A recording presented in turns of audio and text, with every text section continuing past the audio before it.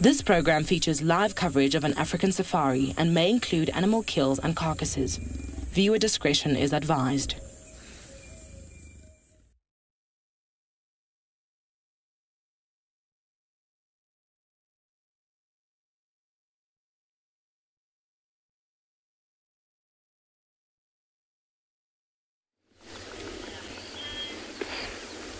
Good morning, everybody. Morning from Djuma Private Game Reserve this morning. As you can see, it looks like it's going to be such a beautiful day, beginning of the beautiful sunrise on the eastern side where we're looking at.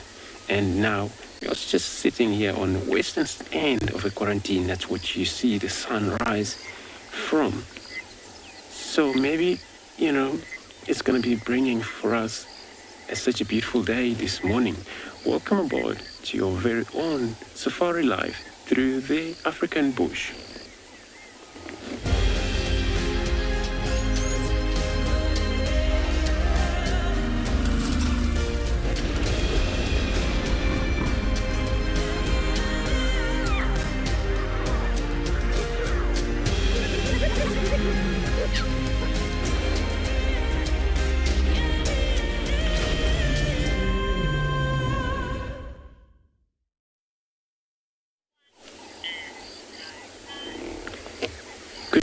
Good morning again, everybody.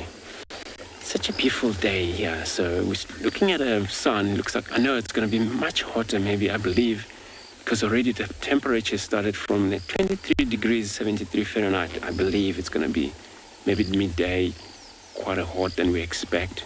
But it's the way it is. Maybe this is where we're going to receive rain, showers sometimes, or if it happens. And my name is Andrew. I have a muscle on camera this morning. So we're going to be taking you to a safari, search for these beautiful animals, find them, look around. So my mission this morning is to find either our beautiful Tingana, if he's still around, or the pride of lions, any of the pride. We're not sure, we haven't heard from the Djuma Pride, how far they are west. So we don't have any update about them. But I would like to see them. Also, there is a pride that I heard about, Torchwood Pride, but probably far east, that's where these days have been seen. So they started to come back slightly, back into the area of Torchwood, where we believe one day we're going to find them. But, our regional pride, which normally in this area, they move in and out. That's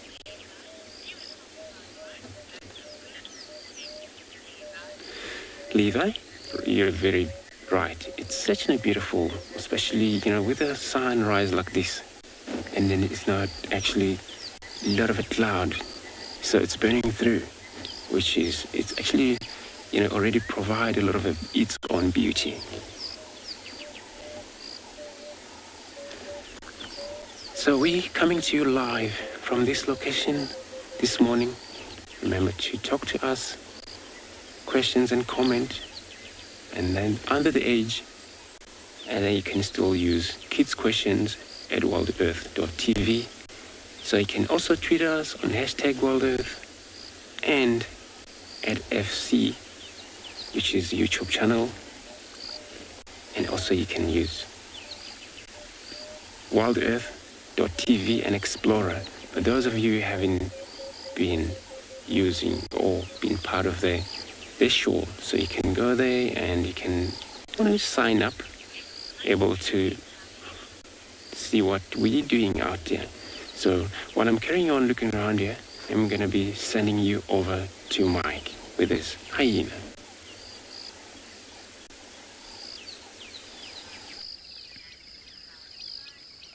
Well, what you're seeing there is the backside of a spotted hyena as it disappears into the thickets. Classic.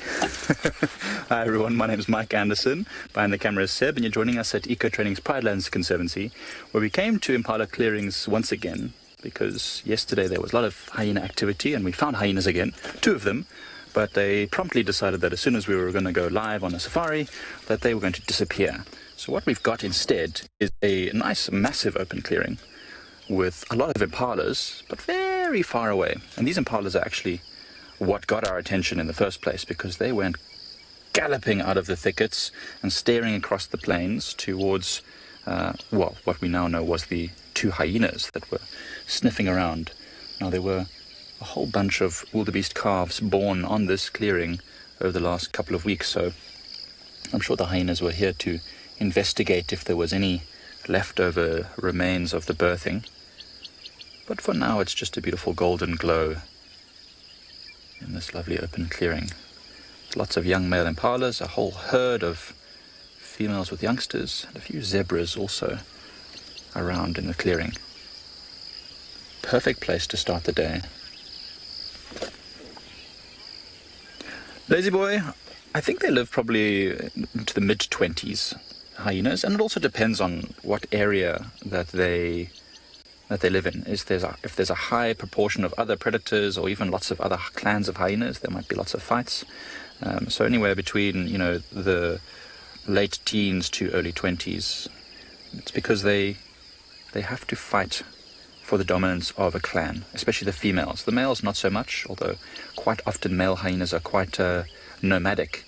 But the females, especially if they're the matriarch, they'll face many challenges to their control or domination of a clan. And of course lions kill them regularly.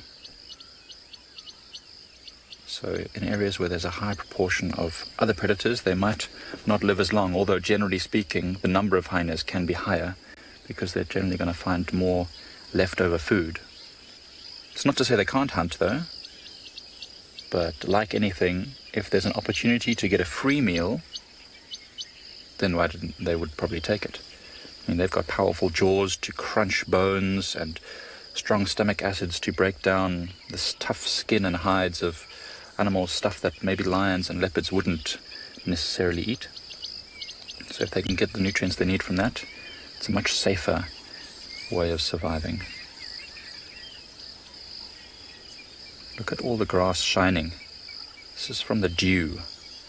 A lot of condensation from this extreme humidity we're facing. There's a tropical cyclone which is actually brewing and moving towards the central coast of Mozambique, which is just to our northeast. And as that storm approaches over the next few days, it's going to bring lots more humid weather. And although I don't think we're going to get a whole lot of rain from it, the northern parts of the country could potentially face quite an inundation. It's very exciting. Could always use a bit of rain, especially if the mighty Limpopo River in the northern part of the Greater Kruger, which we're part of, comes down in flood, which it hasn't done for many years. Oh, there's a little bird making noise just here. I don't know if you can see that. Do you see that bird there, Seb? I don't know what kind of bird it is, but it's making a very interesting call, sitting right here on a small stick. Oh, yeah. You can see it over here in this distance. I don't know what this bird is. The silhouette, and I don't know the call. But anyway, Jamie, do hyenas ever hunt impalas? They certainly do. Hyenas won't. I think it's a Sabota lark, to be honest. It's got a little streaky belly. Or a lark, actually. Oof, it's a tough one.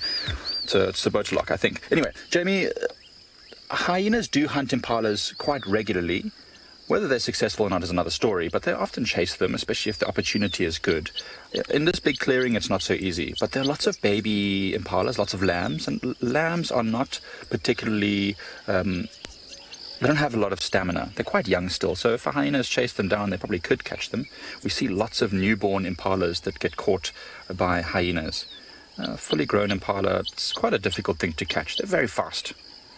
Very fast creatures, so not super easy, but I suppose they could when the clans work together. In this area there's plenty of leopards, and along this northern border where we are right now, it's a good place for them to get carcasses, so there's no real need for them to hunt that much. Where they're focusing mostly on very old and weak individuals or sick individuals, stuff that's easier to catch. Well, they've got powerful jaws. They don't have sharp claws and extreme speed to catch these animals. So they'd have to find something that was relatively weak and immobile. Then they would have no problems. In certain parts of Africa, hyenas have actually become the dominant predator. In certain parts of Africa, like the Ngorongoro crater, for example, where lion numbers took a bit of a hit because of, I'm not sure what disease, but maybe canine distemper, but anyway, lion numbers fell, and the population numbers, well, the population of hyenas rose, and they've now become the dominant predator.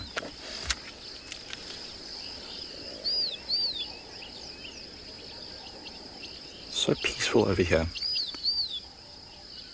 I don't know if you can see it, Seb, in the picture, but do you see all those bugs flying around? Mm-hmm. Yeah. So there's a lot of insect activity over this clearing. A lot of these could be very small termites that are coming out during this nice humid weather. But anyway, it's a feast for many animals. But in the meantime, let's send you over to Lauren with a leopard.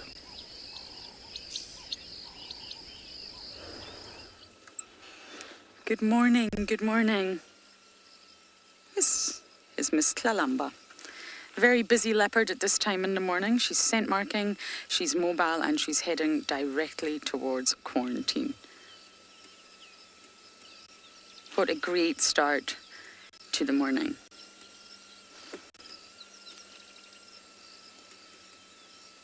We went to the hyena den, but it was not active. So we came and found Miss Tlalamba.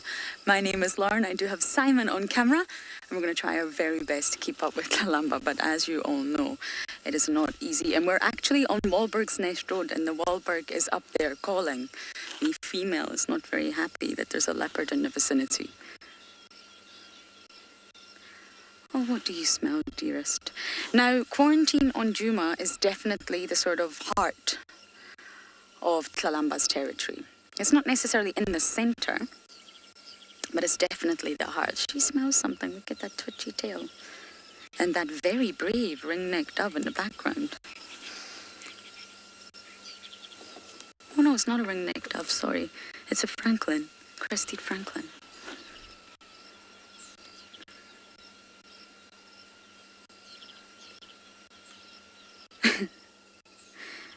I would be careful if I were you, Franklin.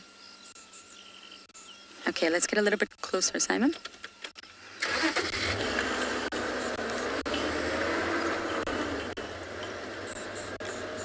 Tlalamba is mobile towards quarantine.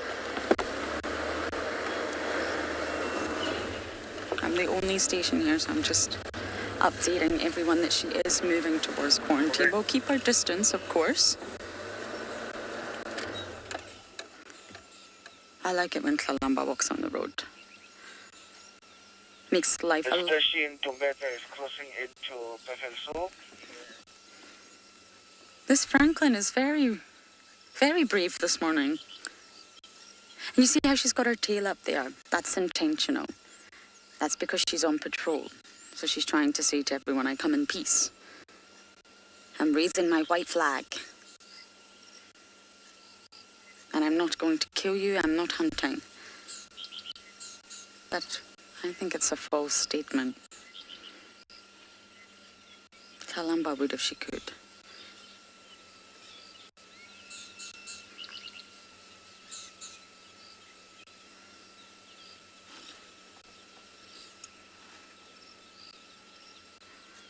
Okay, we're going to try and keep up with Tlalamba as much as possible this morning, and we're going to send you across to Kim and her Rhino.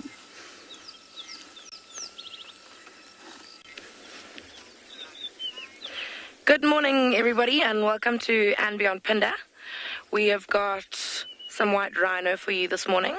Some very shiny white rhino who've obviously been already this morning wallowing in a mud wallow. We did come past a nice muddy pan earlier, and I think that that's probably where they've been. Welcome, and I'm Kim. Owen is behind camera today. And yeah, we just came around the corner, we found this guy. He's scent marking quite provocatively, and he's got there's a female and a young calf just behind him. Pete for ground, Pete. He's keeping a little eye on us. making sure we're not getting too close, interrupting his very important scent marking. He's probably following this female around. We chatted quite a bit about white rhino yesterday because we saw quite a lot yesterday, and it's possible that he's just, he might be quite interested in mating with this female rhino. I haven't seen how old the calf is, but it's possible that he is, looking to mate with the cow. I was going to move forward, but I think that we should just keep an eye on him for now. It's quite cool how you can see how thick all the mud is on his back, and how, as he's walked past bushes and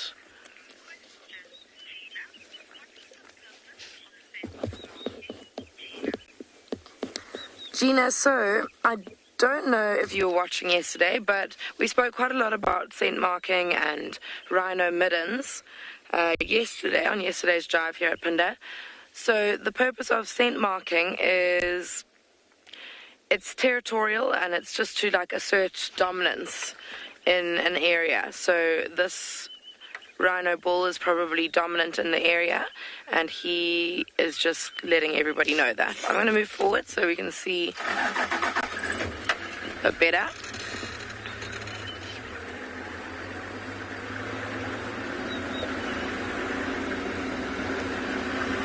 So he will be doing that to assert dominance and to let all the females know that he's around, and if they are ready to mate, they should come in search of him. It'll usually be him doing the searching.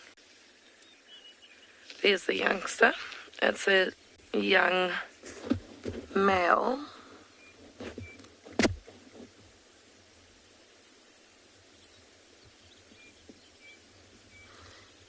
And he looks to be less than a year old. And the reason I say that is just because the horn at the back has not started growing yet, and usually at about the age of 1, that second horn starts to grow. So because there's no growth there yet, I think it's safe to assume that this little calf is less than a year old.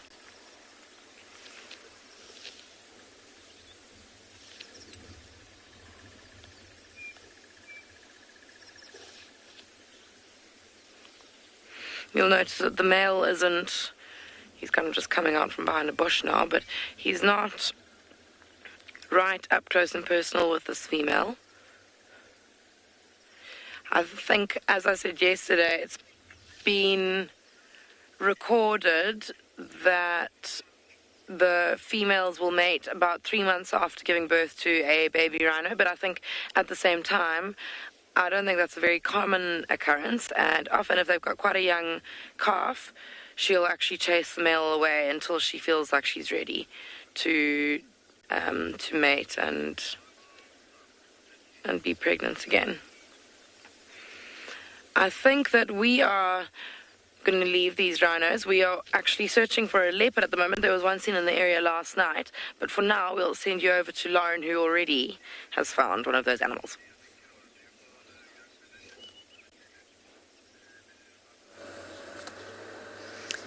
I'm not sure I do still have one. She's just gone off into the thicket here, so we're just letting the other vehicle head on in. I mean, we may follow suit. You'll have to bear with me here. I have a fear now following Kalamba in summer after getting stuck the other day. She was walking so lovely on the road there, posing so perfectly, but she has gone into the block, I'm afraid, so we're going to bunda bash our way in.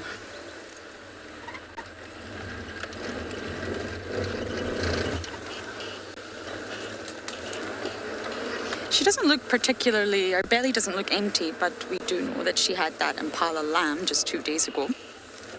And knowing Kalamba, she enjoys the art of killing. I found a word that described her perfectly the other day.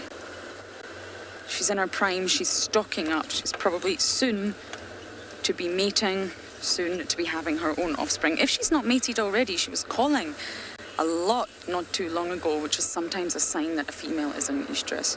Now, we're not going to get a view for some time, I'm afraid. She's way off ahead, and we've got another vehicle right in front of us, so we just need to follow behind, and hopefully she'll stop for us.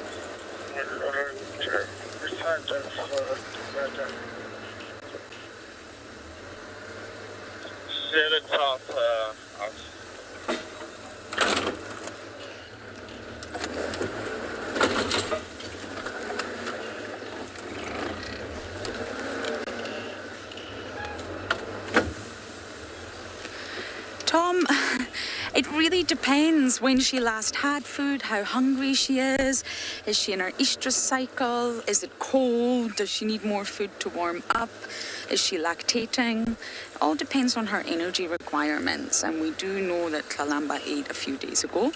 So technically speaking, she doesn't need to eat for a few days, but she's a mammal at the end of the day. And mammals do need to eat constantly because food is what fuels their metabolism, and metabolism is what maintains mammals' body temperature. We have a constant body temperature. We do not rely on the sun. Although we enjoy the sun and we get vitamin D, we don't rely on it to maintain our internal body temperature. That is done through our metabolism, and in order to fuel that, we need food. I think Kalahari kills every 2 to 3 days. It also depends your age, if you're a leopard, if you're a male, if you're a female. There's really no set time, but she can go a while. They're also not entirely water dependent.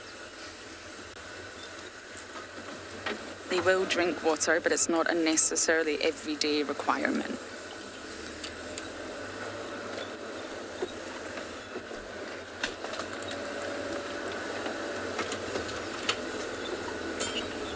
I don't think she's going to stop here. We're not going to get a view for quite some time, I'm afraid. I can see her right over there, but it's thick, it's summer, and there's another vehicle here, I'm afraid.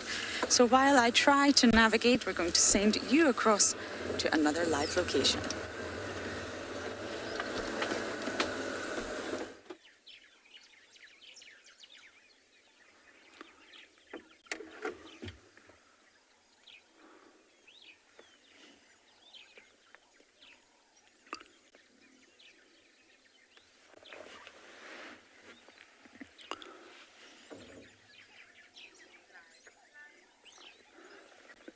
Good morning and welcome to Tswalu. At the moment we're enjoying a sunrise and a view of Cape Eland and some gemsbok in the distance.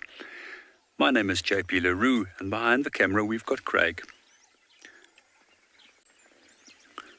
Just going to focus back onto Cape Eland before they move off. Generally they're quite skittish.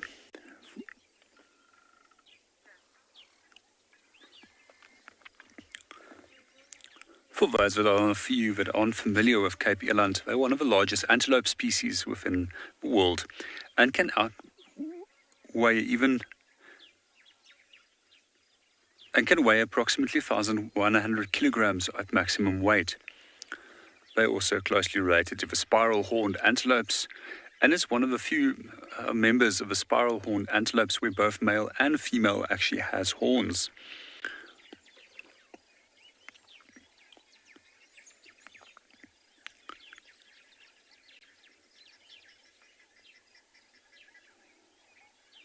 One of the things...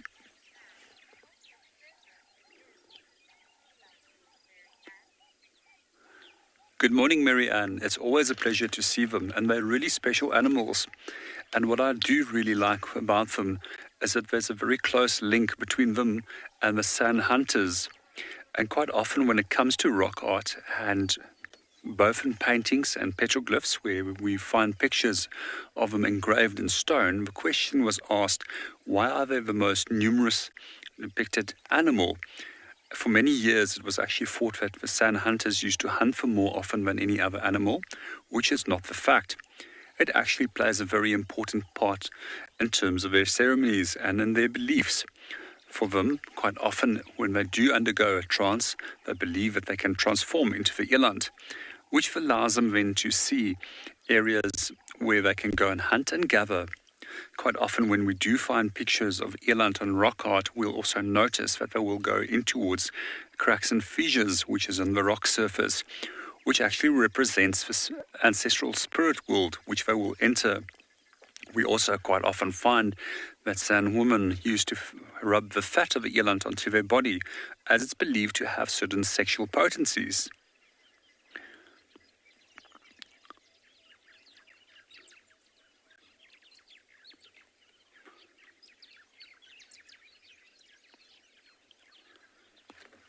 We're just going to move a little bit forward and see if we can get a little bit of a better view on them.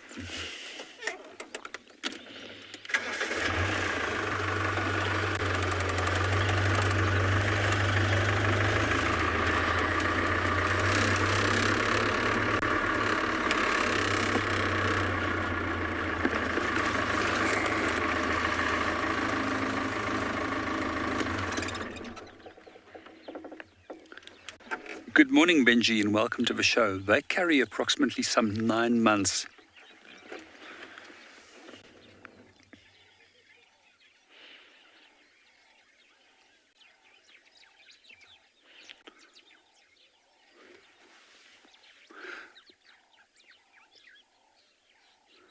One of the interesting things about eland was that they were actually exported into Kazakhstan many years ago. And it was a strategy to actually start breeding them in those areas and replace them with domesticated cattle. And the reason why is that domesticated cattle will only feed on grass, while the eland feeds both on leaf material as well as grass material, therefore can maintain a better body condition throughout the year without negative impact on the environment.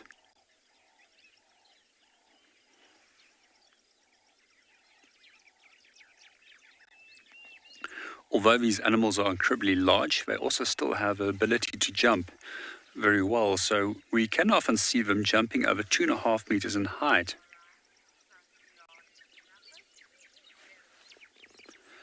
Good morning, Errol. Yes, they do. We often find them in large groups, and we also find them often in much larger groups when there is calves about, because for some reason the calves associate with one another, and then all the adults join.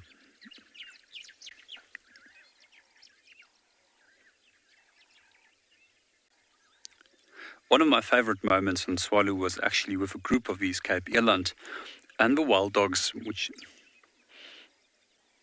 which chased them one morning. It's just amazing to see how these animals can run incredibly fast to escape any form of predator, and how well they can jump.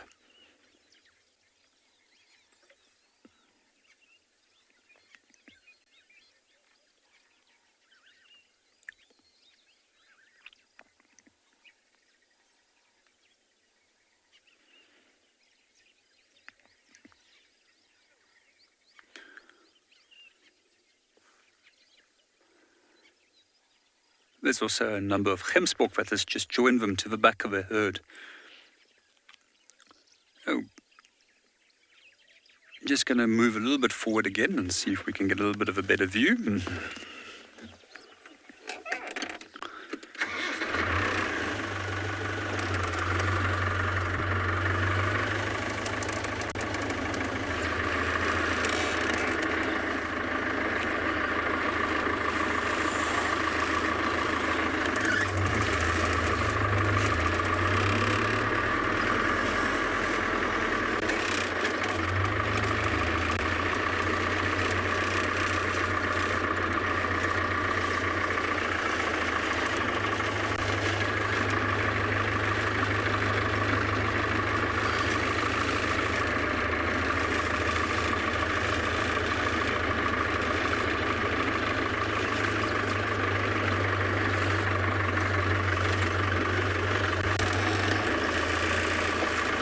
That'd be like just like that.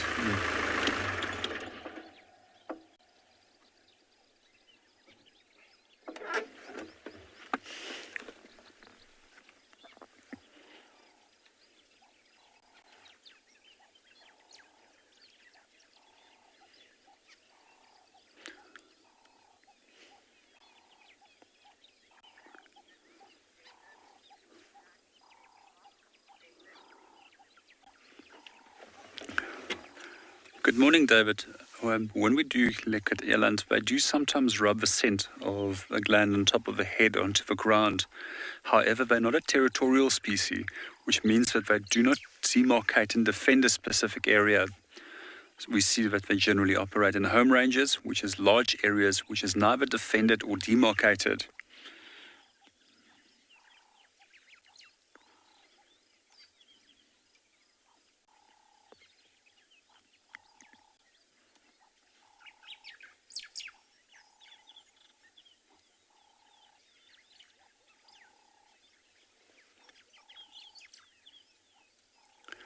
When it comes to most species that has territories, we normally find that there are animals that have certain needs in terms of high energy needs. Territories is interesting as that all animals will have a home range, but not all animals will have a territory. The territory will then form a core part of that area, while species that have home ranges generally are less selective about what they eat. And quite often, if we think of it, that they need to cover quite large areas to support themselves in terms of their energy needs.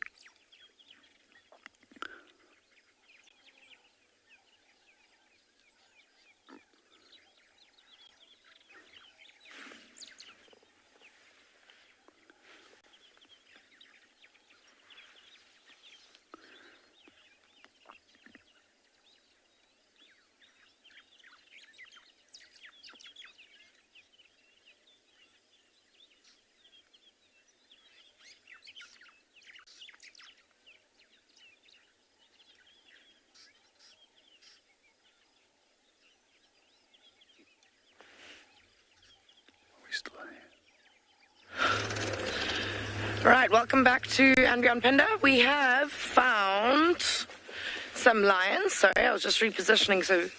Oh. Please just write a message. What's she saying? Oh. Yeah, we've just found some lions, as you can see. One's been chewing on something. You can see that one standing there is very, very fat. It's a young male. Oh yeah, see, that young female's just run in to take what's left. And even with cubs of this age being, oh, that's definitely a spine of something. So they're about 10 months old, these cubs, and even at this age, there will definitely be a more dominant... We're having a wee. There'll be a more dominant cub of all 5 of them, and even of the males. I think there are 3 males and 2 females. There'll even be a more dominant male of the 3 males.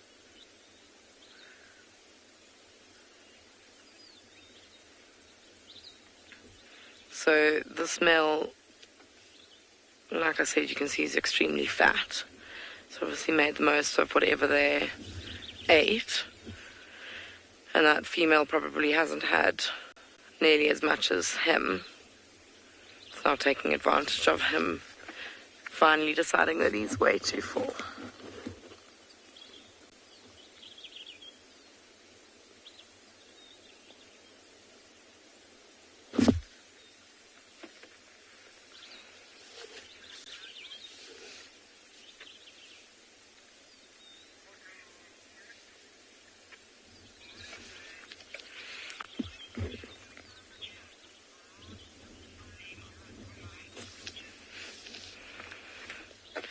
Jim, this pride is called Mountain Lodge, and quite interestingly, I mean Mountain Pride, you can actually see Mountain Lodge right in the background.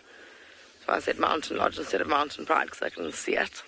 But that is what they're named after. They tend to hang around the lodge, or Mountain Lodge, and that's why they're called Mountain Pride. But it's very, very cool how you can see this little female holding onto that spine. She's got it between her front paws. She's like holding on with the one and then just digging in with her teeth. I really don't think there's very much left on there, so it's probably just for taste more than anything else. It also looks, I'm wondering where the rest of the carcass is, but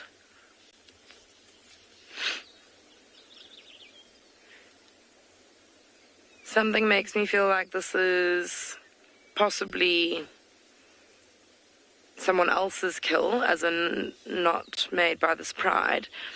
And the only reason I say that is because they've come from quite a different area, and that spine that's being chewed on looks at least a couple of days old. I don't think this pride would have finished that carcass to that state in just one night, even though it is quite a big pride with 5 cubs and 2 females. But I think that they might have stolen it from someone else, maybe a leopard, or maybe not even stolen it. It could just be left over from a leopard or another predator, and they've walked over from where they were, which isn't very far. I mean, it's less than a kilometre away.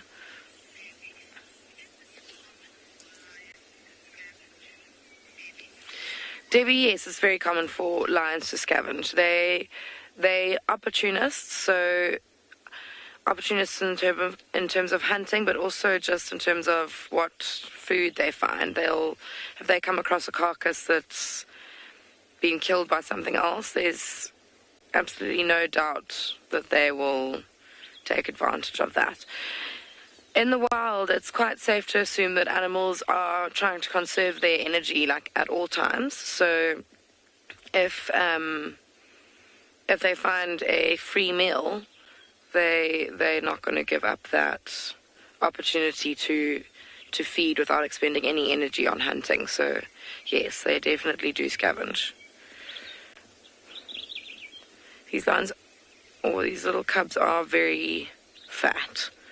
So I don't know if I might be wrong about this carcass being from a couple of days old or from someone else. I just feel like it looks very, very old, unless maybe one of the cubs brought the spine over from where they came from. But I don't think that's the case. They might have eaten something where they were and then have come over and found this also. This one's rolled onto its back, letting its stomach feel the nice breeze. They all look quite uncomfortable, these cubs, all panting away, trying to get as much oxygen into their system as possible so that they can digest what they've eaten and also just keep cool.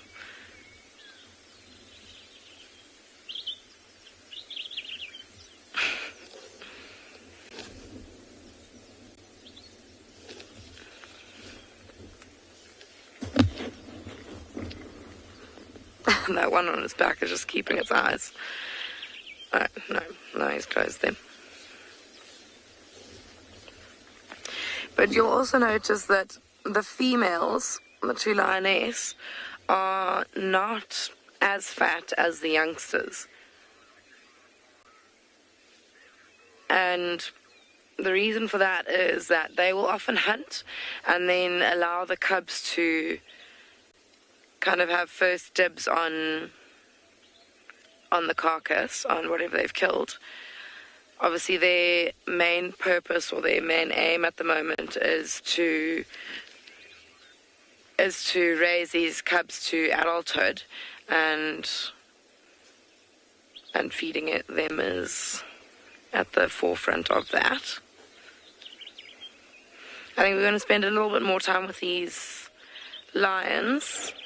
They're not all completely sleeping yet, but yeah, we're going to send you off to another live location for now. We'll see you a little bit later.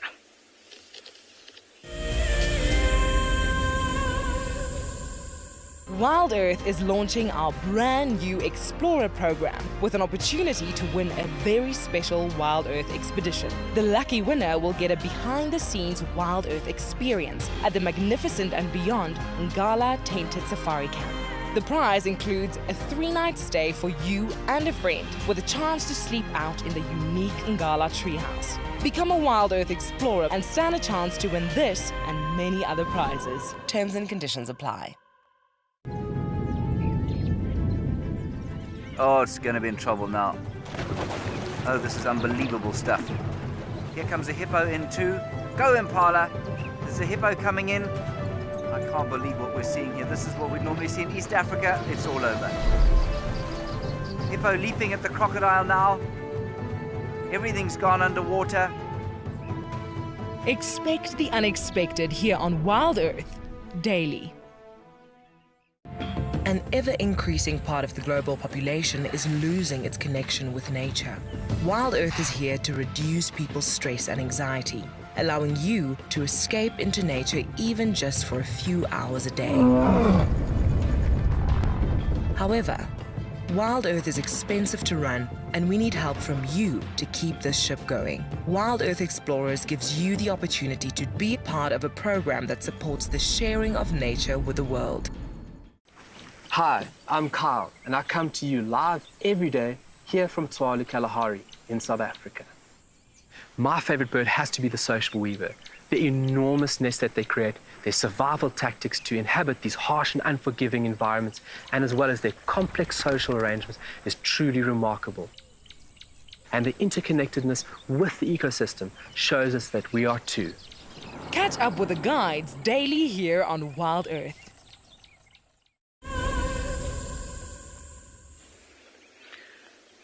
So just as we were talking about, oh sweet, Mum's moving over to bond and get a bit of grooming from that one cub.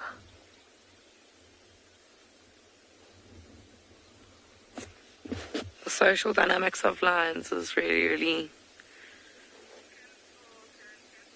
nice to watch. You can see that there's so much kind of intimate bonding going on. That female that she just kind of moved into the way of that cub, and now she's giving him a good grooming after she'd had a few licks herself from that cub.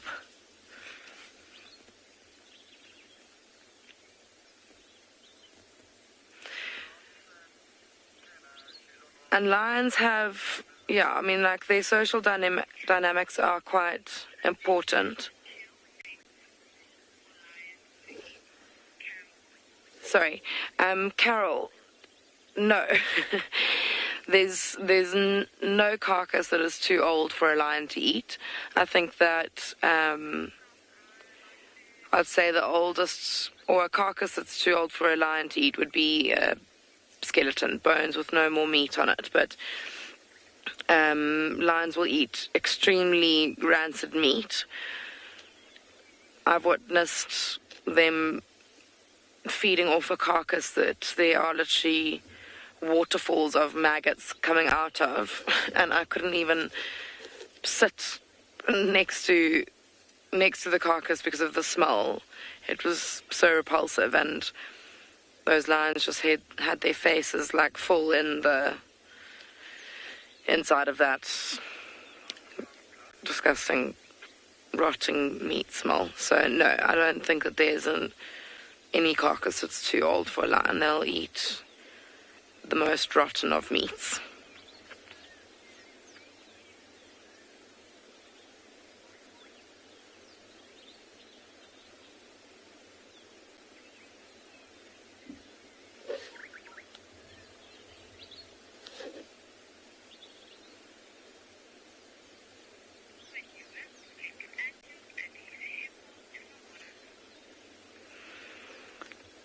I think we are going to stick with these lions.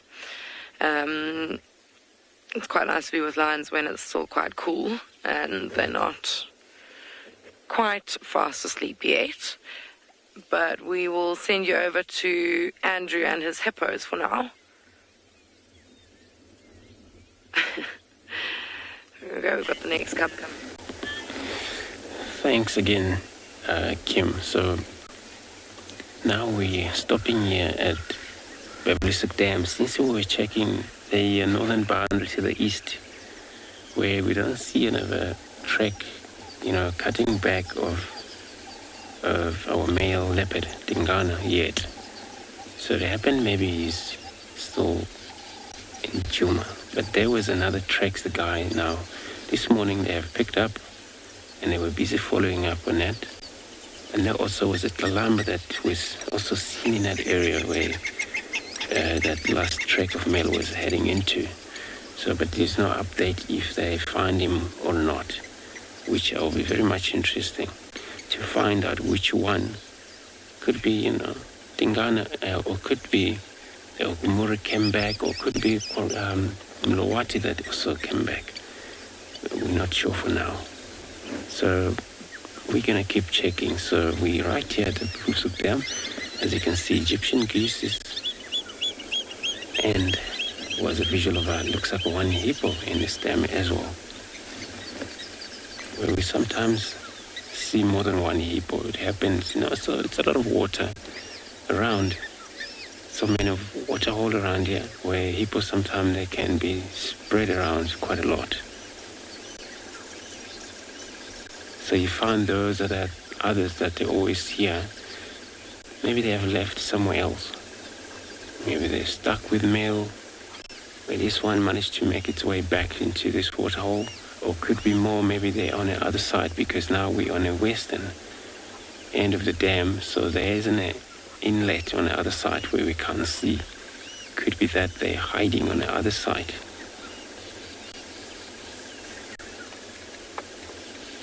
Knowing that for sure. Hippos, they are also nocturnal.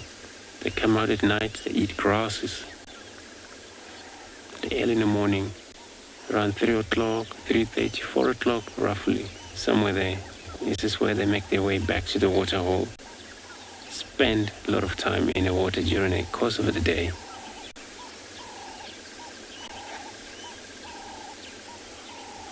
Maybe when it's cooler enough, they do also come out, graze around edge of the water, and they always return back to the water again, where when it's too much hot, what they don't like about is that they have very sensitive skin where they get sunburned so much, and it's good when that happens, the water's nearby.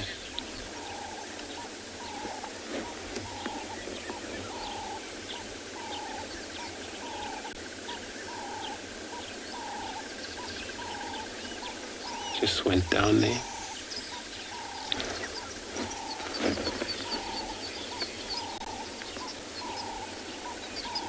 I can also submit down for about 5 minutes sometimes. Take a breath and also go down. And doing that, they also sometimes touch the bottom and appear from the other side. And then do a lot of movement from inside the water.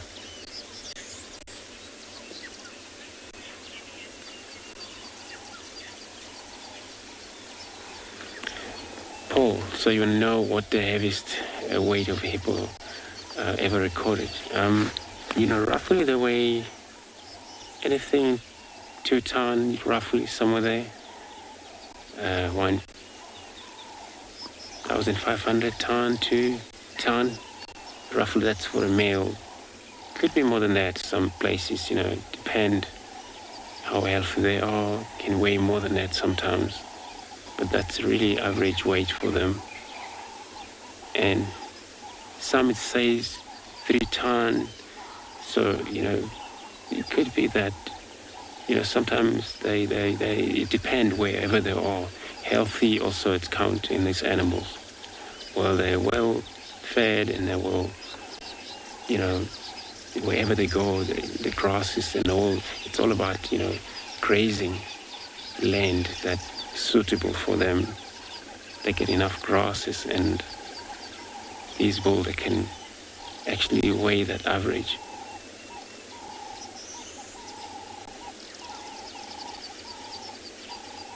And he seems to be went down now. But I ever seen hippo that somehow we were walking in one of the dam that was very skittish, and we waited. We finally discovered that he spent underneath of water for a long time, more than 80 minutes, which is, was longer. Usually, 4.5 minutes, 5 minutes. It's long, 6 minutes sometimes.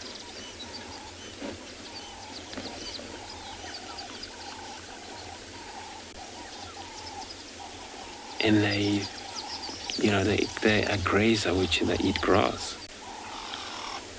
And then, of course, for them to be able to move in and out of this area is that they have to make sure they get enough of food. Sometimes, most females are moving in group, cohort of hippo. So you find maybe 8, 7 of them in the group. Depend if it's so many of hippo in that water hole. 15 it's been recorded together, or more than that. And we're looking at it's called hippopotamus, the species. So they difference where now you got pygmy hippo, where we don't see that here. And those, when you look at their skin color, more dark than these, which we have here.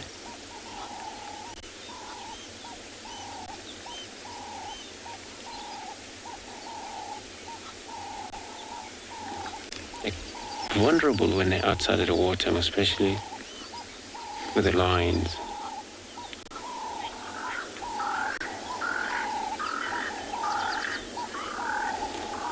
So I'm gonna be searching around here. Now I'm gonna be doing eastern border to the south, but I'm gonna be sending you over to Kim with her mobile line.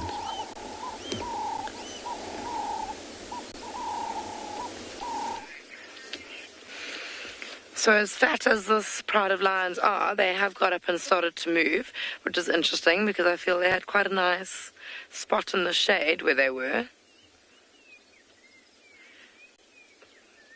But here they are, moving around. I can't believe how fat they are. The cubs are...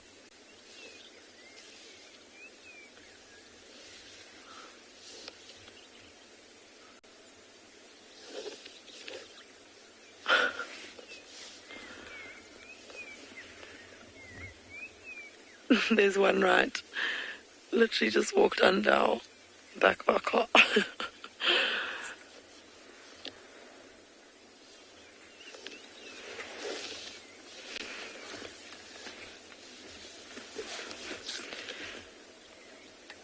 Yeah, move a little bit, lie down. I think they're literally just trying to look for somewhere to settle down for the day. No, we do not have white lion in this area. As far as I know, the only white lions that actually occur in the wild, so naturally, without any human intervention, are the white lions at Ngala, so part of the Kruger National Park. Apart from that, any white lions are bred. So no, we do not have white lions at Phinda, but yeah, they do. I'm sure you've seen them a couple of times if you watch quite often. There's one cub here who is very, very interested in our vehicle. He's walking right towards us. Oh, he's gonna go. He's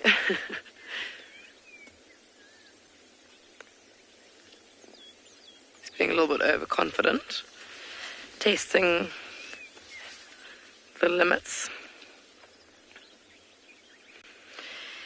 But yeah, so the white lion, that genetic or that gene is obviously a recessive gene, and the lions in the Kruger National Park must have that gene, and every now and again it does come through. It pops out with a couple of white lions, and that's what we see. What you'll be seeing now when Ngala have their lions. But unfortunately that gene doesn't occur here on Phinda. But having said that, it's very, very possible that that it may occur one day. With a fenced off reserve, we have to monitor the gene pool of all the animal populations quite closely. So that means often swapping animals on and off of the reserve just to make sure that the genes are staying relatively varied and we don't get any inbred lions. So it's possible that we would swap some lions and that recessive gene might suddenly occur here on Phinda, but at the moment it doesn't. Or not that we know of anyway, it hasn't happened. You see how they've moved from a grassy patch to a sandy patch.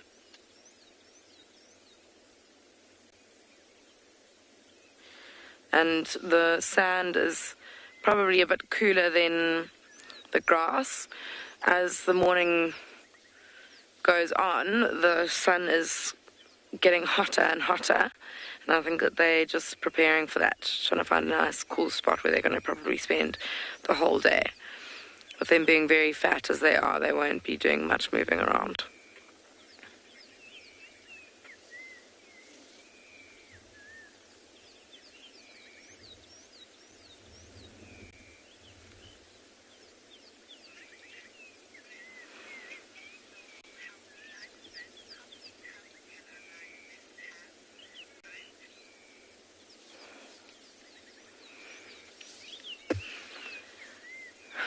Brett, I think that lions grow to be I think the lifespan of a lion can be about like 12 to 15 years old, and in that lifespan I can't exactly say how many cubs they would have. It's quite difficult to say, but they can have litters of about up to probably no more, I wouldn't say more than 5 cubs. And they won't mate or breed again until their cubs are maybe 2 years old or a year and a half. So you can imagine every 2 years having probably less than 5 cubs at a time. So yeah, if you want to work that out, I'm not going to do maths. It's not my strong point, that's why I work in the bush. But yeah, I mean, it's quite a difficult estimate to work out though, because I mean, sometimes they'll have 1 cub, sometimes they'll have 5, so it's tough to know how many they'll have in a lifetime.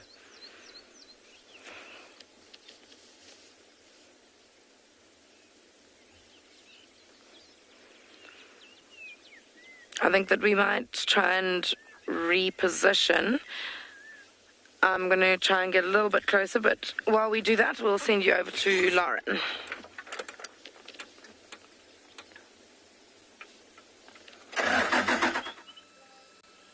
What a wonderful sign of summer right here. And the species responsible for all the foam nests that we see, all these delicious, well, I don't know if they're delicious, but meringues that are popping up everywhere, sometimes in questionable locations. So I think maybe some of the individuals got a little bit confused sometimes. But this is a foam nest tree frog on a tree. Isn't that fascinating? And of course, they are more arboreal. They spend most of their life in the trees, and frogs being amphibians, amphibian actually means amphi, 2, bios, life. So the word amphibian comes from 2-phase life cycle, and that's of course because frogs start off as tadpoles, as we all know, and this is their juvenile phase, which is completely aquatic, and then mostly vegetarian. Then they turn into terrestrial carnivorous adults. So it's a complete metamorphosis, and that's what amphibian actually refers to. Now, the metamorphosis that takes place in tadpoles in order to turn them into frogs is under hormonal control. It's driven by hormones, not environmental cues or any other factors. It's driven by hormones. that are located in the pituitary and the thyroid glands. The hormones are released from here, and it signals the body to start changing. So as a tadpole, they have tails, fins, oxygen extracting gills to get oxygen from their aquatic medium, and different mouth parts because they're vegetarians. And then, of course, they need to get rid of all of this to develop a skeleton with a vertebrae, muscles, tongue, eyelids, proper skin, not light skin that sort of survives in the pool of water, and a digestive tract that's capable of processing not only algae but a carnivorous diet. So that's a complete flip. The metamorphosis has got to undergo lots of changes to develop the to-be frog for a terrestrial arboreal lifestyle. Donna, it's the female. The female makes the foam. She uses her hind legs and whips up the secretions that are coming out of her. It's actually oviduct secretions, so they're sort of secreted from the ovarian area and released via her genitals, and she creates the foam herself by really rapidly moving her hind legs. And it's sort of a survival strategy to ensure that her tadpoles hatch and they're kept moist. You don't want them to dehydrate before they hatch and drop into the water. Because of the heat of summer, they could easily just dry out. But the foam, the meringue, if you like, ensures that they won't dry out.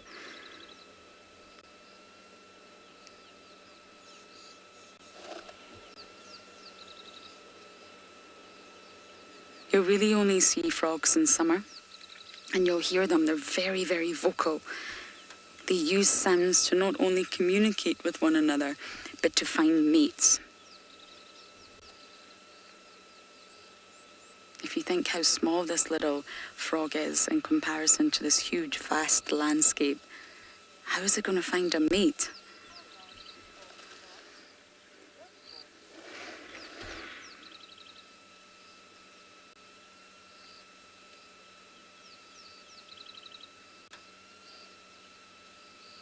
And they don't actually have a sort of ear, if you like, how we would think of an ear. They don't have any external structure that you can visibly see, but they do actually have a really well-developed inner ear. And they have to. What would be the point in vocalizing to find a mate if you can't hear your mate calling? So although you can't see it, they have a really well-developed inner ear. And the eardrum, if you like, that membrane is really, really large once you get a closer look to a frog's head, and it looks like a circle. And they have to have really good hearing in order to hear their mate over far, far and great distances. They must reproduce, and they've got to do it in summer.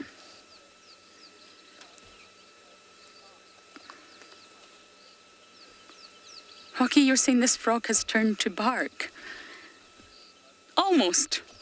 Almost. It's very white. That's how I spotted it. It's almost glowing. Normally, they're a lot more camouflaged than this, and they can really blend into the bark. But this one's very, very white right now. And I wonder if it's just because it's first thing in the morning. But yes, it's frozen in time. We can see you, little guy. I have a foam nest tree frog in my room, and I just cannot get it out. Every time I try to get it out, it just jumps back in again.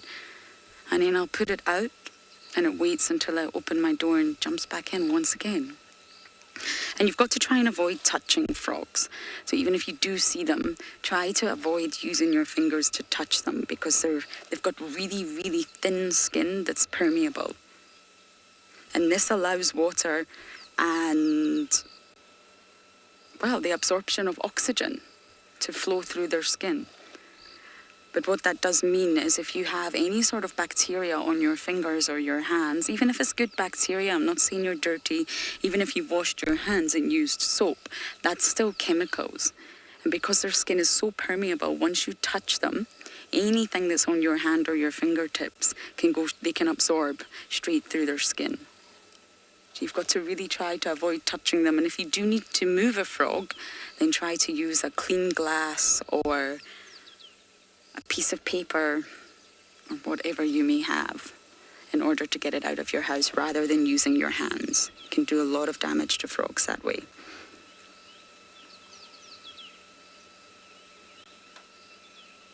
But they can dry out really easily, especially these guys, because they live in the tree. There's no water around. You can't see a single drop of water. And that's why they have extremely slimy skin. And it's the mucus. They present a lot, they produce a lot of mucus from glands on their skin, and this helps keep them moist, prevents them from dehydrating and completely drying out in the summer temperatures.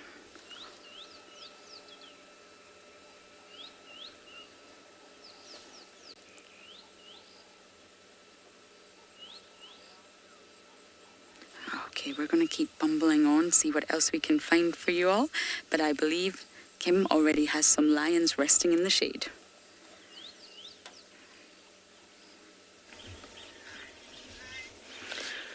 So one of the cubs has moved a bit closer to one of the mothers, and it gives a really nice comparison of the markings. So I'm sure that most of you know, as if he's listening to me, putting out his leg on show. But yes, I assume that most of our viewers will know about how the cubs tend to have much darker and more prominent markings, those spots that you can see on the legs, than the older or than adults.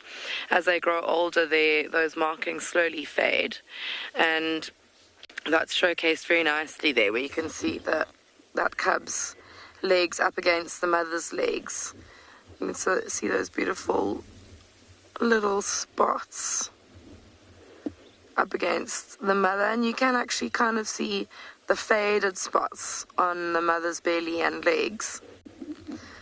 I don't think they ever completely disappear, but they definitely fade quite a lot. And that's got an old lioness that we're comparing with.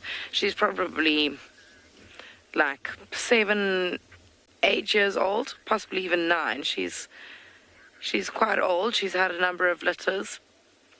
And the other lioness on the other side is quite a bit younger than that. I'd say probably only 4 years old. I think this is her first litter. But of these 5 cubs, they won't all belong to one female. They actually are a mixture of 2 litters, and it's quite clever. But in prides of lions, they tend to come into estrus or be ready to mate at about the same time, and then they obviously have their cubs at around about the same time, and that's just so that they can raise their cubs as efficiently as possible. So here, this co-parenting thing is quite a successful setup, where the one may stay behind and suckle the cubs when they're a bit younger. I think they're not suckling anymore, but the one will stay behind looking after the cubs when they're much younger, and the other one will go off hunting, and once she's caught something, she'll come back, get the cubs and the other female, and they'll go off and feed on the carcass that she's hunted. So it's quite a quite a successful way of raising cubs.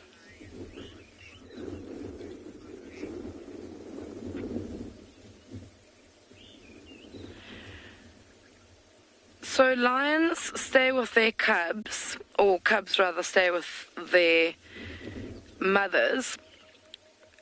It varies. So with male lions, they'll stay with the pride until they're about 2 years old, at which point they get kicked out by mum and by the dominant male. And then females will normally stay with the pride for their whole life. Unless the pride gets a little bit too big, then they may break away and try and make their own pride. And that also happens at about 2 years old. After that, as a male, they are not quite big and strong enough yet to take over another pride, so they'd be nomadic and go around by themselves, or maybe with their brothers. If they're more than one male in a litter, then they'll stick together.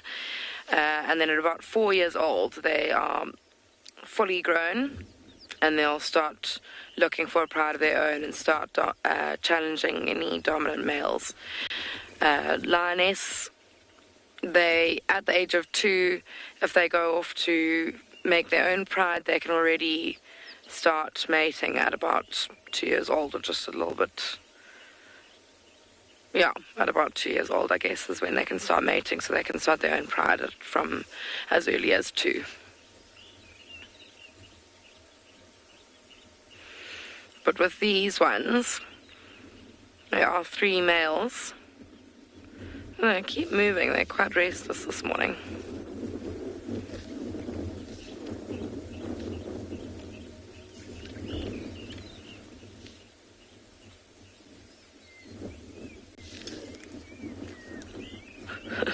That was quite cool. Nice little walk by. Oh, she's just laid down again. Yeah, they are quite restless today, but obviously the most restless one is the one who seems to be the skinniest. The rest are fat and lazy.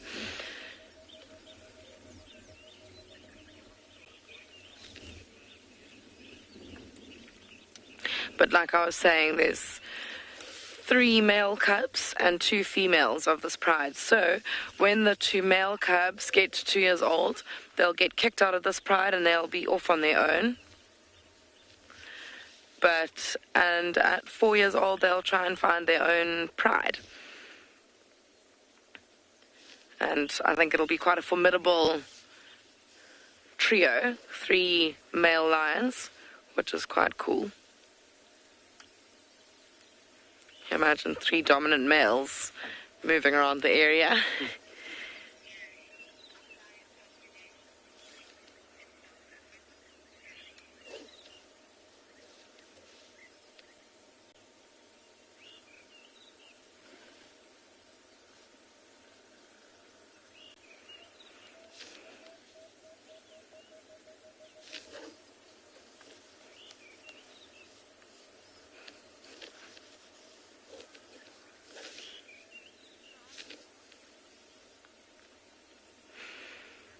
I think that these lions look like they're quite happy to stay here.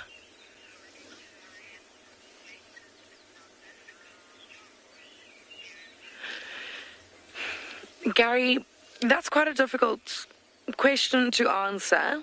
Well, I suppose it's not difficult, it's just a bit more complex than just a yes or no. But lion populations, so lions have actually just gotten onto the ICUN red list of endangered animals. I think that they're not threatened, or I think it's vulnerable that they're on. But the problem with that is that there aren't very many areas in Africa that can accommodate lions. So even though the population, in the areas where they exist, the population is strong, but like I said, there aren't many places that can actually accommodate lions. So at the moment on Phinda, we are kind of at carrying capacity with our lions, so our population is very strong, and we swap lions on and off of the reserve with other lions or lion populations that are kind of at the same capacity as us, or other areas that are kind of at a lower carrying capacity. But unfortunately for lions, quite a lot of areas that can accommodate them are full up with lions. So yeah, it's quite a weird question, really, because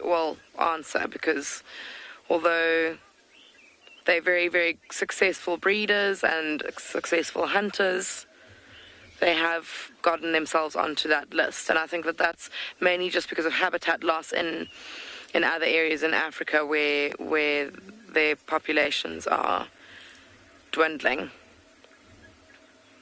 But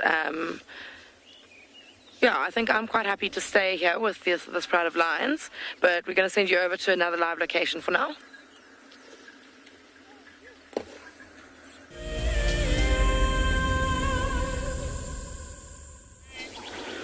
Thanks, Kim. Good luck. Well, we now have here crested barbet, but they not actually static birds. They, flight around with actually a pair of them, where it looks like a male was going after the female. So they quite a lot of activity, especially this time of the day where it started actually to get warmer a bit. And now we got a drongo, fork-tailed drongo, as you can see. These type of birds, they also fork-tailed drongo, they mainly follow bigger game. They follow elephants, they follow rhino. So what they do, they perch on branches, wait for the animal to move, and as the animal moves, the animal disturb insect for them to fly, catches it. And the fork-tailed drongo, it's actually a bird that is, you don't see many of a color in that. What you see, it's a pitch black, and the tail is kind of like a little fork. I think that's where the name comes from. There's a fork-tailed drongo. And most birds are all, bringing a lot of quite of us singing around here.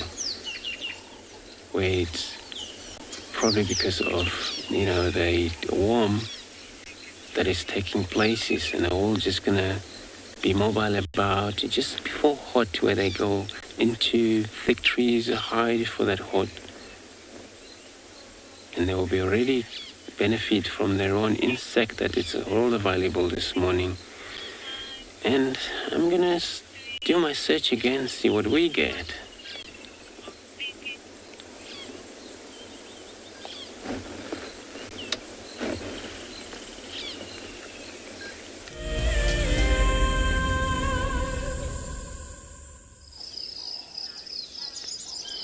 So what you're seeing there is a nice big elephant bull that's feeding on zebra plains just opposite our eco-training camp. Very, very gently feeding on all the grasses in the shady patches underneath the trees and bushes, slowly making its way towards Ndlovu Dam, where I think it will head once it starts getting much warmer. This is a large elephant bull. It's in its prime, probably reaching 40 years if it's not there already. It's just got very wide tusks and a big, huge head. It's not in must though, like the other bull that we saw the other day. So I don't think this one is chasing after any of the herds, as you see. It's just by itself and feeding. That's not to say that it's not communicating with other elephants in the area. But right now it seems very content just to feed. And every now and again you can see a few birds flying past that elephant, probably catching anything which is disturbed by it as it's feeding in the grass and moves along. These are mostly swifts and swallows, catching insects, as we saw this morning when we watched those impalas moving through Impala plains. There were lots and lots of insects flying about because of this humid weather. A lot of insects are hatching and there's lots of mating and reproduction happening, so it's a perfect time for most animals to get as much as they can. Where the summer only lasts a few months and then it starts to get cold and dry again, and at that time it's very difficult for many of these animals to find all the nutrition that they need.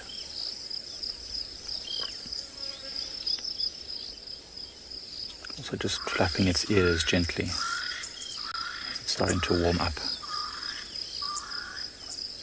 They're predicting the temperature might top 35, 36 degrees centigrade today, which is, nearly 100 degrees Fahrenheit.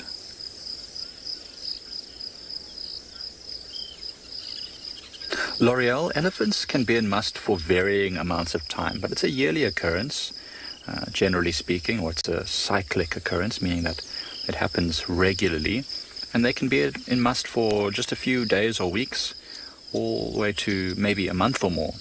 And that's because the larger and more dominant they are, the longer they'll be in must, because there'll be no other elephants that can dominate them. So generally that is one of the reasons that elephants lose their must status, because they get pushed around and dominated by larger elephants, and then they come out of must. So in many places in the world where elephants are kept in zoos, for example, when they come into must, they have to be separated from the other elephants, because oftentimes there'll only be one male elephant and it can get very aggressive. So they'll have to actually move it to another sort of area where it can't become aggressive. So obviously out here, where there are lots of different elephants, when they're in must, they'll go and follow herds. And sometimes 2 or 3 must bulls will start following the same herd, and then they might fight with each other. And then the biggest and strongest elephant will dominate the others and keep his must status. The other 2 will come out of must, and then he will get the mating opportunities. Generally speaking, not always the case. And when you see an elephant in must, as we see that one which has a collar on, actually, so it's one of the elephants that's being followed by researchers to see what it does. When we see that elephant, we give it space, because there's a good chance that it will want to show off its size and strength with its heightened testosterone level. But while we watch this elephant peacefully feeding, we'll send you over to Lauren with an eagle.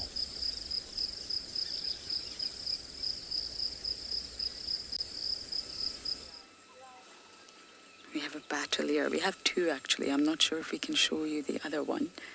But this is the monogamous pair that we always find on Leadwood Road. I saw the female very recently on her nest. I don't know if there's a chick inside. It's very difficult to see sort of when it's that high up on the tree. But they definitely do have a nest around here. And I'm really, really hoping that we'll see a younger juvenile Bateleur fly in the skies very shortly. Now, this is a female we're looking at, and the male's just on the other side. They're probably just waiting until they can sort of start to ride the thermals. They're also quite heavy birds, with regards to the fact that they've got heavy bodies. Got a unique flight mechanism, long wings and short tail. So it gives them that wobbly appearance, as we all see when they're in the air. But just like vultures, just like any heavy bird, this is the male, any heavy eagle, they will wait. Thermals assist flight. It stops them having to flap as much, reduce the flappage, and saves them energy. They can soar high and ride the little pockets of air that are available to them. It's not just the vultures that do that.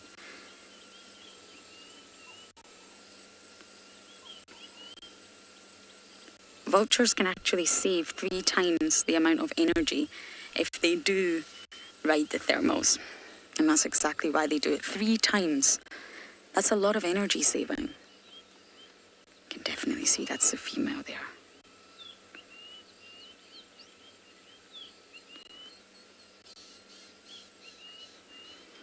Now, the Bateleur is not actually a true eagle. I think it was said Lauren has an eagle. That's not necessarily the case. They're not a true eagle. They're a type of snake eagle. And you can immediately see that by picking out the features. But the reason they have this wobbly gait, this unique sort of fly-in technique, is to swoop low. They can get very, very close to the ground at quite a speed. So this reduces competition with all the other birds of prey out here.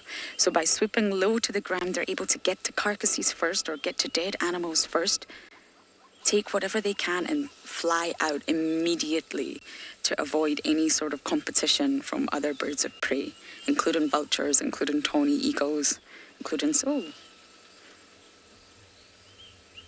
Good morning. I think we should all do that in the morning when we wake up. But they do normally go for smaller carcasses. It's quite rare to see a Bateleur on a large carcass like an Impala or even bigger. That's quite rare. They normally go for smaller carcasses, and they try to get in there before other scavengers. So birds, doves, pigeons, small reptiles, small mammals, rodents, genets, mongoose. Tim, it's doing the shaky dance. I've never heard the shaky dance, but I think this Bateleur has just showed us exactly what the shaky dance is. You're right. Shake your tail feathers. They're just so beautiful. Come on, do your shaky dance again.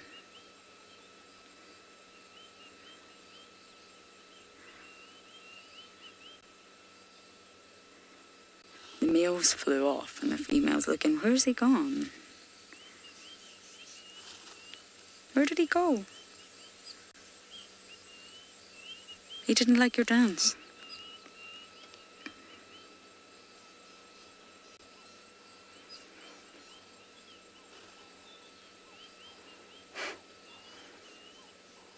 Okay, now we've had enough of the camera and we're going to turn our back to the camera. I actually might drive past that nest and see if we can have a look. They only lay one egg, so if there is a chick, it will just be one. But I see her sitting on the nest quite a lot, and it would be so lovely to see a really young Bateleur chick. We see immature and juvenile Bateleurs, but I've never seen a really small Bateleur chick.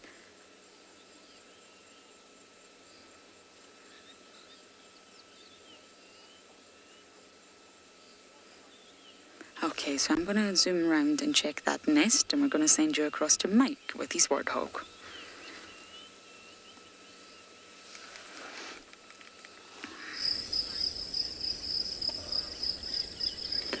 So once again, our animals are being shy. We had a warthog. It's just moved behind this fallen knob thorn.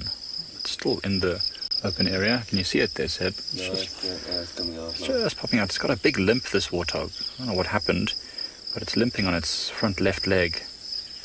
Perhaps in a fight with another male, because it is a male warthog. And we saw a couple of them behind us, so might have gotten injured in a fight. There's also lots and lots of other animals in the distance. You'll see now as Seb pans across there, you'll see lots of impalas, a few zebras as well, and plenty of birds flying back and forth. It's a very nice assemblage of animals, and remember, they don't fight with each other, they're not competing with each other, they're all eating slightly different food, and so there's no problems. It's better to be in big groups because it means there's many more eyes and ears to spot the danger. And with the weather that's coming over the next couple of days, a little bit of wind, a little bit of rain, there's going to be a lot more predators hunting, trying to catch these fresh impala lambs that are all over the place.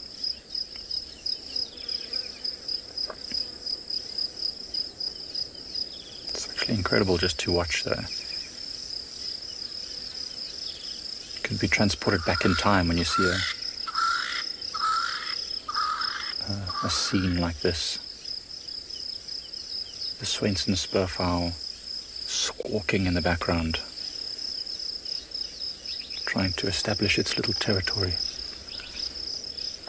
And my elephant has now come out from behind the tree that was hiding on, little weeping boa bean, still feeding there on the luscious grasses just behind this other fallen tree now.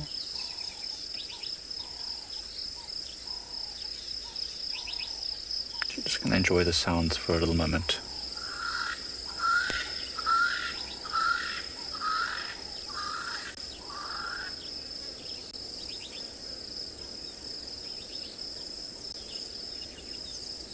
And there's a little, looks like a couple of starlings as well, just feeding in the grasses ahead of us. I don't know if that'll be possible to look at because they're very close to the vehicle, but beautiful iridescence with the sunlight behind. Well, speaking of birds, Lauren's got a couple of Bateleurs. Let's hope she's found the nest.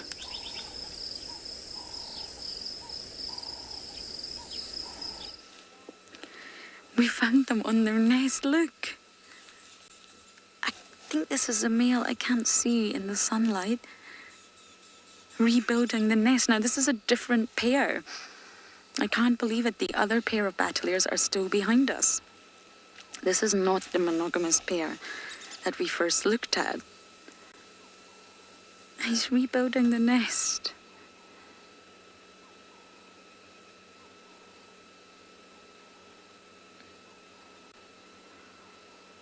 I don't know if there is a chicken there. But they're definitely working hard at maintenance.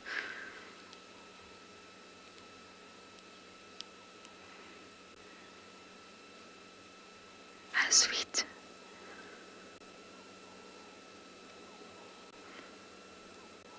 I think this is a male. You can tell just by that band of grey feathers at the bottom of the wing, but I really can't see from here. The sun is, that very harsh this morning.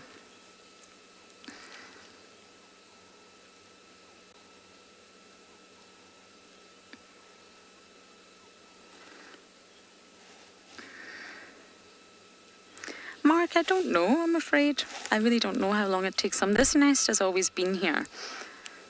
So I have a funny feeling they're reusing it just like the Wahlbergs do. And they're just sort of maintaining it. There'll have been some weathering, some damage. I don't think this is a new nest. It's on Leadwood Road Firebreak, and it's always been here. So I have a funny feeling this pair are just reusing the same nest. But in general, it's made by the male. And you can see here, this is the male. So I don't know if maybe they're just getting ready. Maybe it's not actually time. There's not a chick yet, but I have seen the female in here regularly. Yes, I've just checked. The nests are frequently reused for a 3 to 5 year period. So this one's definitely been reused. And nests are made by the male, and they take approximately 6 weeks. So there you go. 6 weeks for a male to build a sort of structured, robust nest, but this is definitely not a new one. And of course, they have to use their beak to do everything. Intricately, delicately place the sticks to make your nest. A nest that can carry the female, her body weight, can carry him when he joins. There's a high level of parental care, and to carry and hold the eggs as well.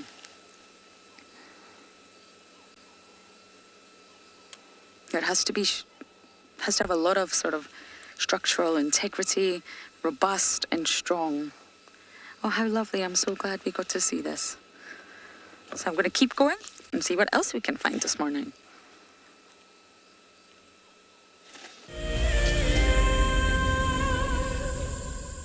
Have you been watching WildEarth and dreamt of being right there on safari with one of the guides? Well, now you can. WildEarth is offering you a chance to buy a ticket to dream.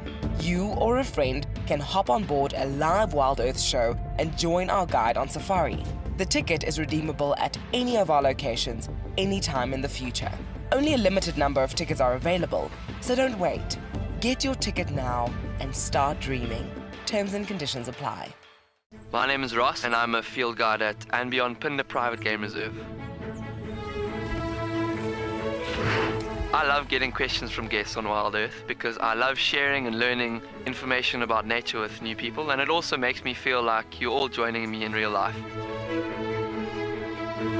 If you want to ask a question on WildEarth, then you need to register on our website. Once registered, go to our live safari page and submit your question below our live feed. This is Rusty. He's my favorite vehicle, and we've been through all the good times here in the bush. Now, if you feel a connection to Djuma Game Reserve like I do, then we have a fantastic opportunity for you. You can have your name engraved on a brushed metal plaque just like this one, and we will attach it to Rusty so you can always be with us on safari in spirit. We will even send you a digital photograph once your plaque is mounted on Rusty. Spaces are limited, so grab your spot now. Hello, boy. You are a monster. And he's coming right up to us. Hello, boy. Oh, settle down. Settle down. He is very, very close. He's pushing his trunk against the car. You can feel the car moving. Hey, hey, hey, hey, stop that. Expect the unexpected here on WildEarth Daily.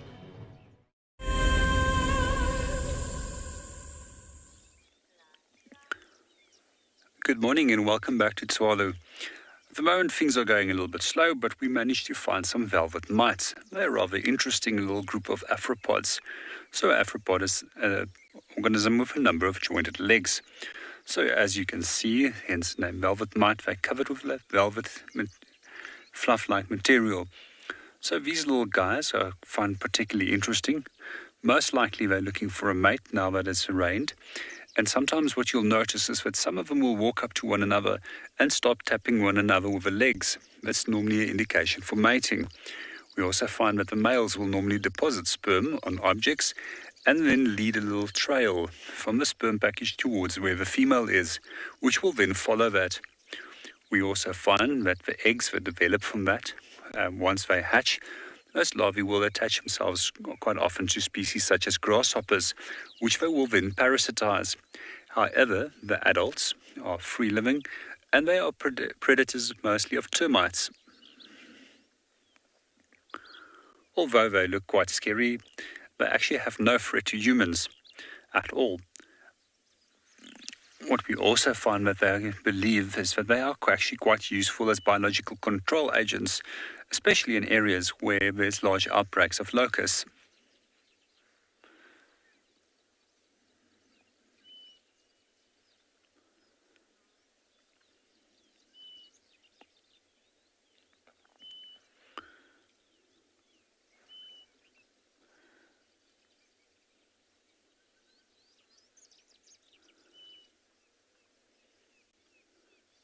So quite often after the rains is finished, then they will immediately dig themselves back into the soil. Good morning, Brew. Welcome to the show. Yes, they are tiny. They seldom actually exceed more than 10 to 12 millimeters in length, and they're probably one of the most pretty of all the mite species.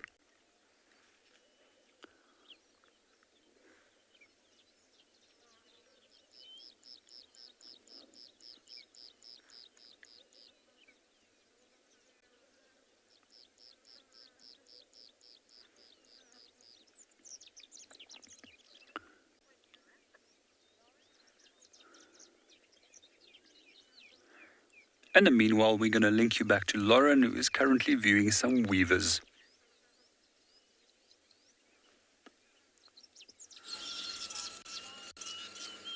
We just thought we would give you some beautiful views of the weavers' harder work. They're fully back now. I've been waiting for this. They're back in full swing at this little pan. And you can see this one that Simon's given you a beautiful view of is just starting a nest. You see that? This is a very start, very busy. He's got a fresh piece of grass in his mouth and he's weaving. And that's how they start. They start off as just a small ring, and then they develop into the most wonderful structures, all woven by the bird's beak.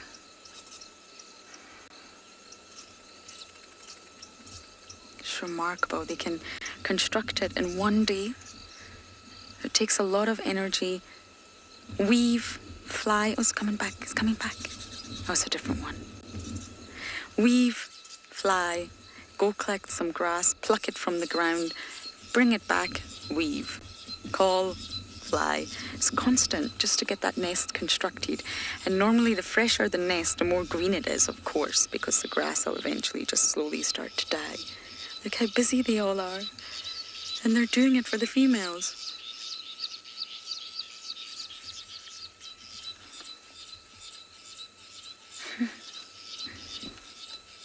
This one's back again, Simon. The one on the freshest.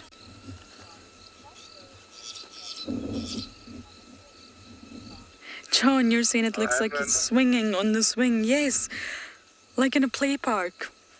I used to love the swings when I was a child. I could not get enough of the swings.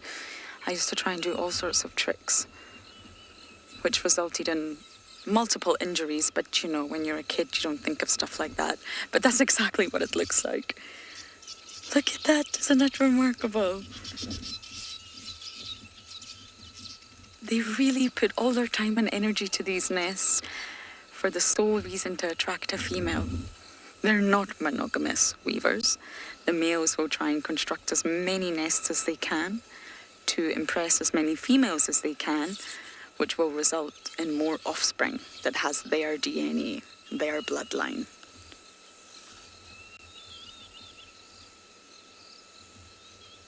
They're so precariously perched there, swinging. It can't be easy, and you're also trying to weave. Can you imagine us knitting on a swing? No thank you.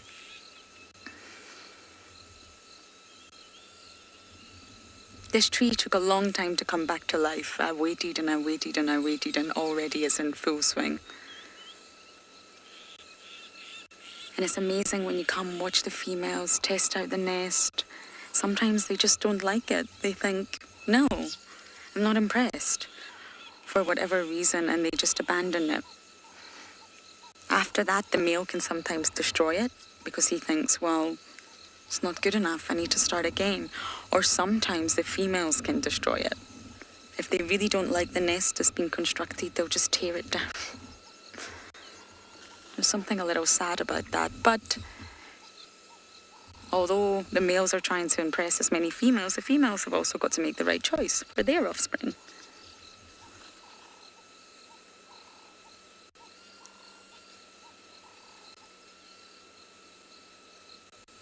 I could watch this for hours. I do.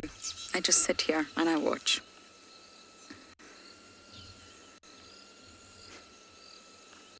You can see the foam nest in the background.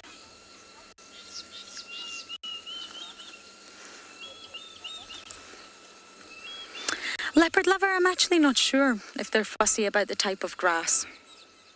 I'm genuinely not sure about that one. To me, it all looks like the same type of grass, but I'm not sure whether they are fussy with regards to that. It's always fresh grass they use. They pluck it, they snip it with their beak. They don't pick up dead grass.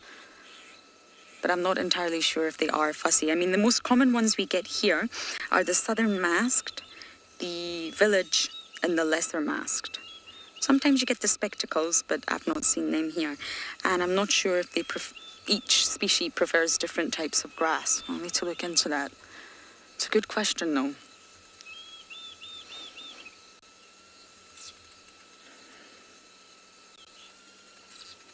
And they're all competing with one another here. All the males.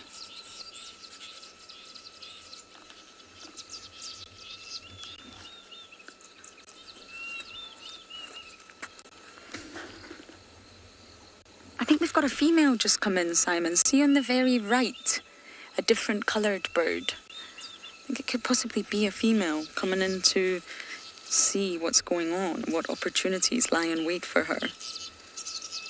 Yes, I think that was her. She's not making this very easy for you, is she, Simon? But they'll try it out. The females will go inside and they just disappear. There's quite a little cavern in there. It's a lot more spacious than you would think. And they disappear inside, and they're clearly making a decision. They're clearly testing it out.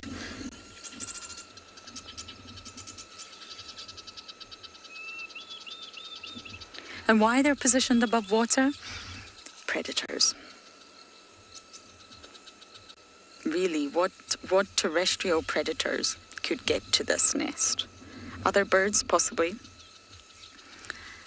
But as for your lions, your leopards, your hyenas, any sort of predator that would go, mongoose that would go for small birds or birds' eggs, even monitor lizards would struggle. But of course they would have to swim. Your monitor lizards would have to swim, climb up the tree, and they could gain access. But mammalian predators, not so much. Okay, I'm going to sit here and enjoy this just a few moments longer, but we are going to send you back across to Kim and her lions.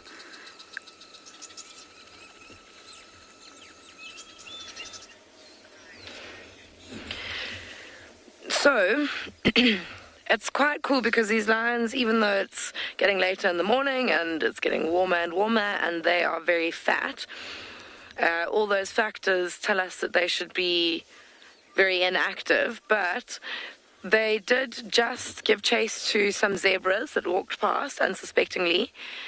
So, yeah, it's quite exciting. I think the females are still pretty interested in hunting. The cubs are fat as anything, but be involved in the hunting at this stage anyway. They're still too young. But they have gone very deep into a bush. I think they have been seeking out a nice shady spot where they'll spend the day. But I do not doubt that if a herd of Impala or another herd of zebra or wildebeest or anything that they would be interested in hunting, if that moved past the bush that they've decided to spend the day in, I think that they might take the opportunity and try and hunt again. I think those zebras just walked past and didn't even realize that there were lions here. They managed to get away. I think the female wasn't quite prepared for them walking past. Probably surprised one another.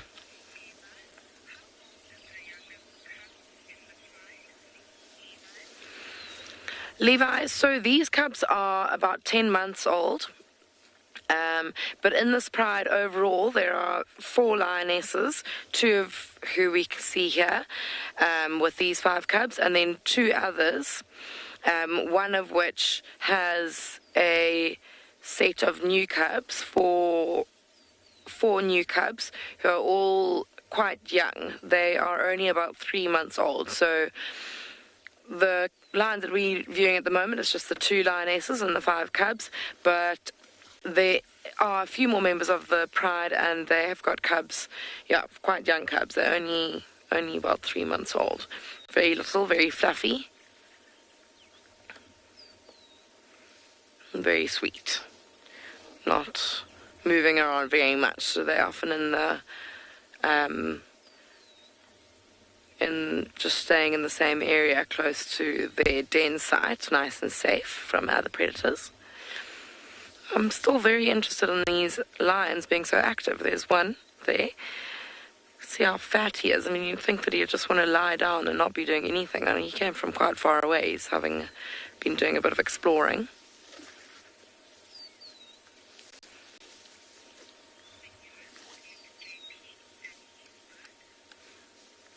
But like I've said, these lions are keeping relatively active, and I think that I'm going to keep with them pretty much most of the morning until they look like they are completely done with moving around. But we're going to send you over to JP and his bird.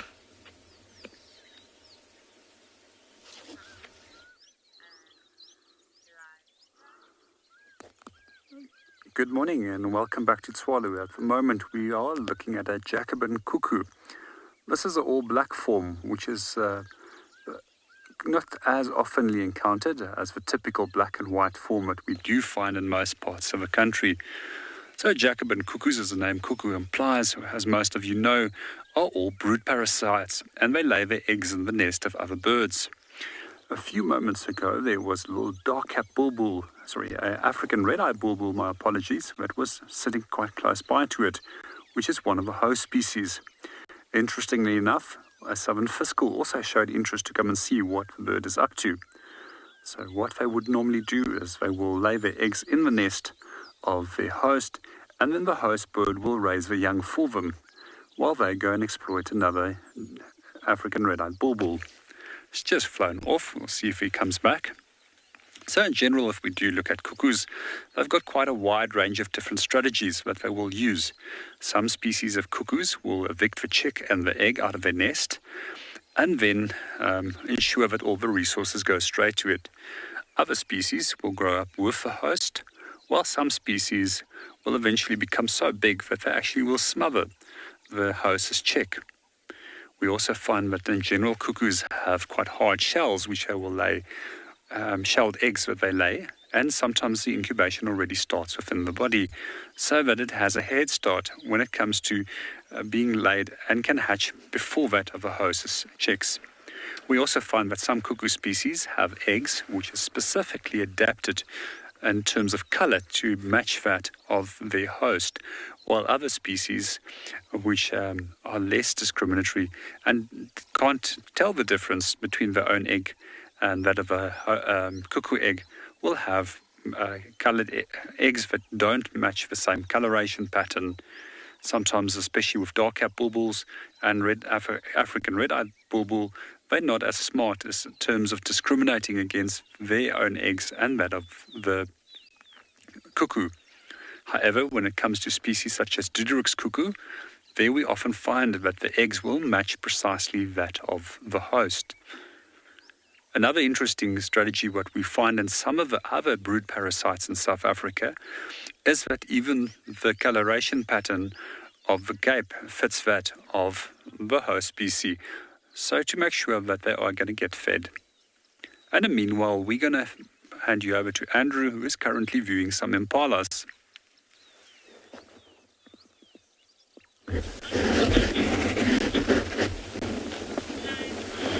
Thanks, JP. Yeah, indeed, we got an impala here on the road. When we get here, they were looking away into that bush line where it's quite thicket, I think, and then we all of a sudden see one individual female come from that direction. It means maybe they're all split group over here, where the other one, maybe they're in a thicket, and this is all about reunite again. And they are one of their antelope, since they stay in a group. But also now you see the wind is, it's picking up a little bit. So for them to be able to make sure it's safer, they got to be in at least very open, so that they can see who's coming in time before it got any closer to them. Here we also see all a mix of a young male, which they actually born last year. We can see these horns already straight up and not even a twisted yet up. And also there is quite a few bigger male in this group here, where it's actually normal for such a high rim, where I think it's actually small high rim here, where usually dominated by one male, but because of the all breeding season it has take place and all of the females are already taking care of their young one, it's no need anymore for a male. If he is strictly enough, he wouldn't let other males come in here. But if he wants, he would be brave enough to welcome males, or those males that are sometimes, not dominating in bunch of group. They're more likely.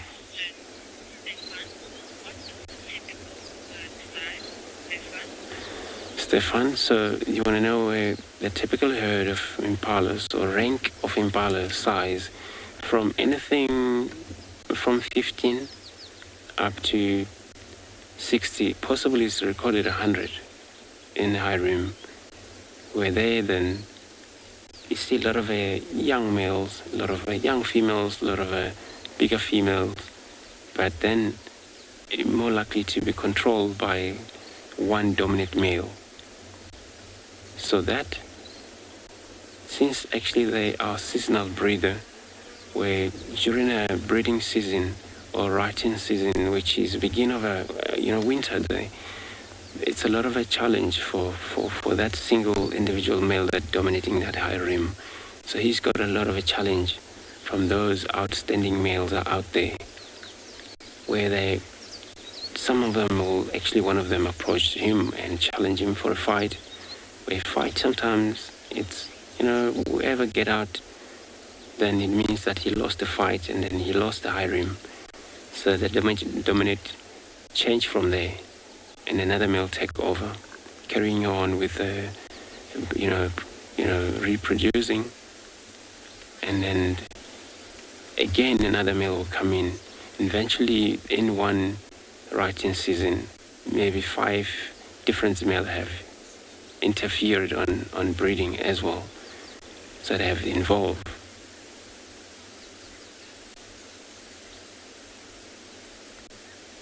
So, but what we've seen here, I can't count how many, but actually it's a small harem of impalas.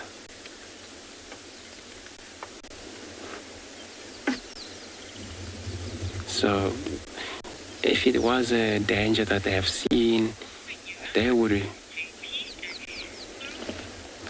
actually, make a call, immediately get out of the area. So I'm going to search around here again, see if we find anything else. I'm going to be sending you to JP with the squirrels.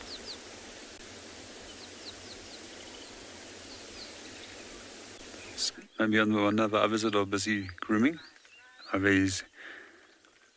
Good morning and welcome back again to Tswalu. We've just been watching a group of ground squirrels over here, and all of them are scratching themselves like crazy and trying to bite the hard to reach areas. It seems that they might be sharing their burrow system with somebody that they don't really want to, and it's possible that it might be fleas or lice that is bothering them.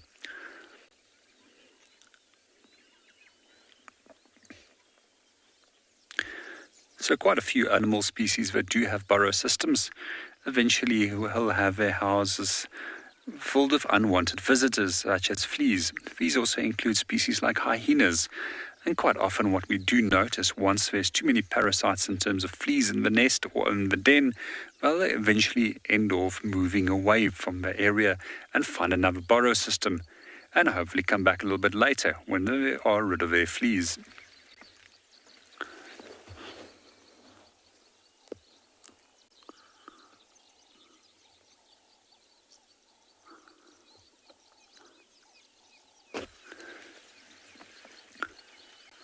That's actually the first time that I have ever seen them that they scratch themselves so intensely.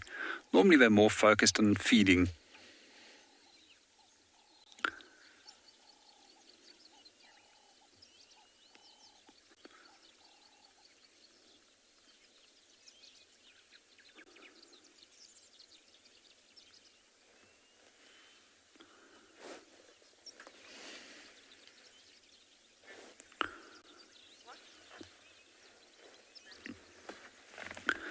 Good morning, Flint, and welcome to the show. There's a number of animals that will prey on them. One of these are Cape Cobra and a host of bird species. I've once even seen one of these being caught by a southern-pale chanting goshawk.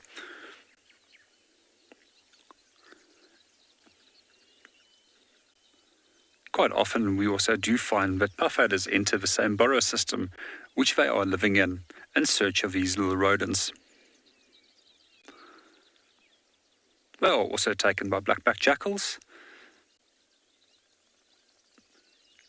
and I'm sure that they will fall prey to a number of the smaller cat species if they can catch them.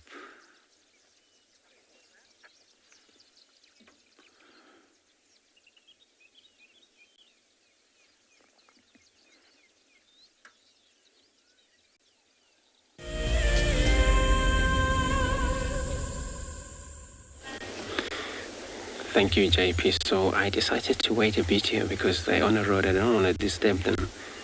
And I'm sure they will finally move away from the road for us. And then is that, on the other side is too bushy and the other side is too bushy as well.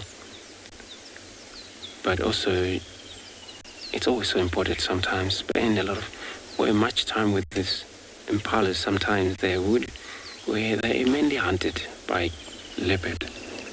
Where leopard, they're sneaky animals that you pass a lot of impalas, then they actually at the same time there is a leopard around them, and then it's going to be very difficult to know if they haven't seen any tracks, or you haven't to see or experience any behavior of this animal, what they're doing, what they maybe alarm calling, or they're showing any threat, running around, or they're now looking around too much.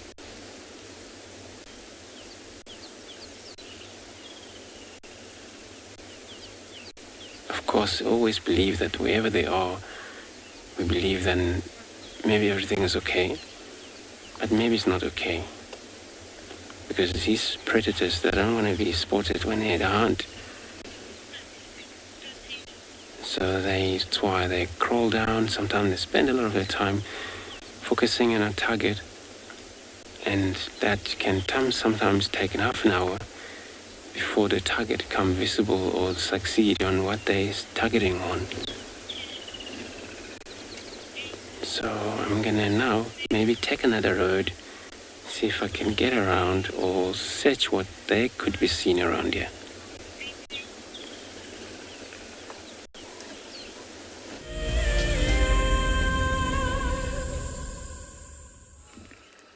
I have found my spirit animal right here at Chitwa Dam. Just in the corner here, next to the lodge, actually, we found a lone buffalo soldier. Just chilling. I can't think of any other word to describe what this buffalo is doing. I don't see a single other buffalo around. Or hear them. Herds of buffalo can be very, very noisy. And I think this could be an old Daga boy, an old muddy boy, and he's wallowing. He could be injured, he could be sore. And he's just wallowing while chewing the cud.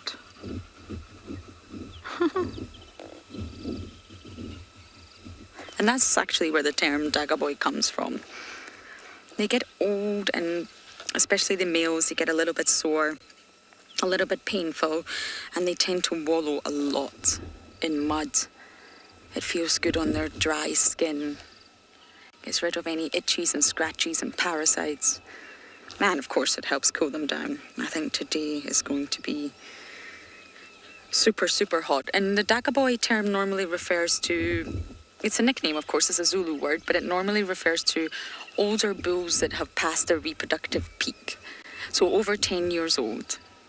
They're no longer really sort of focused on reproduction and being dominant and looking for the females. They've passed that peak and they just enjoy wallowing. I think this could be a Daga boy. I almost drove past him. He just blends in here.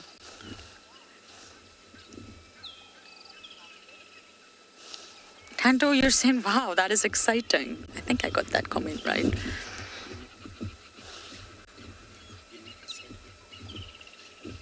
I'll let Gwen repeat it. Oh, what a unique sighting. I was going to say, it's possibly not exciting, but yes, you're right, what a unique sighting. Just alone at the edges of Chitwa Dam. Nestled into the shade, underside of the body in the bottom, in the water. It must be really nice and cool, shallow. I almost drove past it. I was so busy looking for the heron. I was trying to find you the little heron here that's regularly fishing at this side of the dam. Now, often the old Daga boys will have skin diseases. It's very common for them to have skin diseases. It's very common for them to have battle wounds and scars and just aches and pains. And that's exactly what the water and the mud does. Not only is it cooling this individual down, but it's probably soothing his skin, soothing his muscles, and just generally feels good. Not only that, you can see he's chewing the cud. The food is everywhere. He can chill and eat at the same time. He's chillaxing with his food all around him. That's exactly why he's chosen that spot. The food around water holes, like the grass that you can see right now, is said to be a lot softer and a lot more palatable. So still nutritious, but it's easy for them to chew and digest the vegetation that's around water holes. But although it looks like a great life, and I'm sure it is, he lacks the protection of the herd now. I can't see any other Daga boys, I can't see any other buffalo, and he's lacking the protection of others, and he makes him a real easy target for the likes of lions.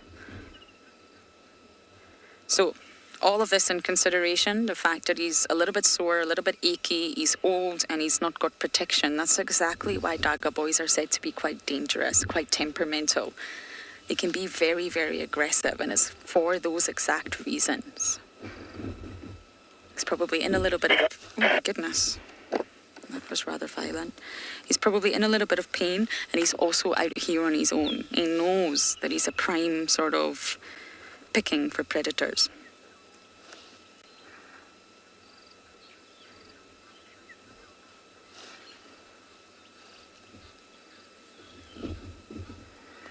So talking of the buffalo's predators, we're going to send you across to Kim, who's sitting with them.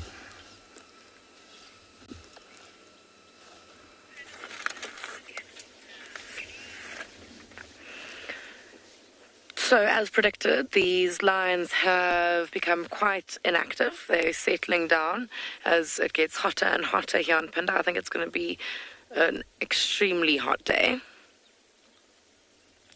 And I think that they are preparing for that, getting nice and deep into this shade. We can actually only see 3 of the cubs now.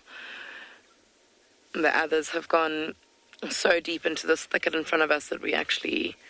yeah, we can't see even one little patch of fur.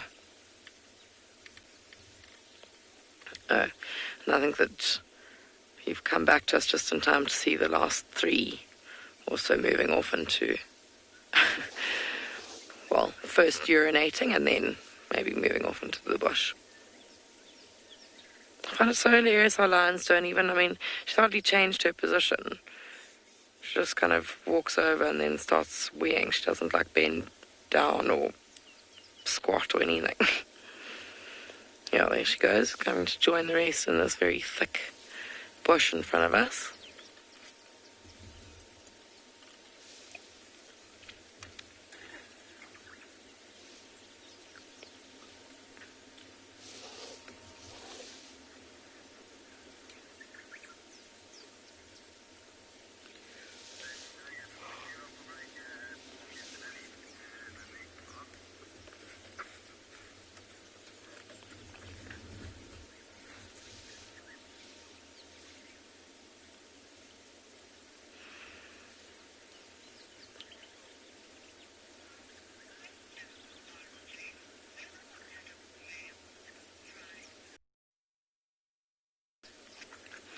RJ, I actually do know where the males are because I went searching for them yesterday and they're miles away. So yeah, there's 2 males that are dominant over this pride, but as dominant males, their main job is to make sure there aren't any other males in the area. There aren't any other males coming into their territory. So they aren't with the pride very often. They generally will actually be quite separate from the pride, just making sure that their territory is secure. Then they'll visit the pride every now and again to check that if any of the females are ready to mate, and they have a few meals with the family, and then they'll head off again on their territorial patrols. So their main goal as male lions is just making sure no other male lions are taking over their job. But you can see that they've gone right deep in to this thicket in front of us. And I think that is where they are probably going to stay for the day. I think even if they hear something coming past, they may attempt to hunt it. But yeah, I very much think that is where they are staying for the day.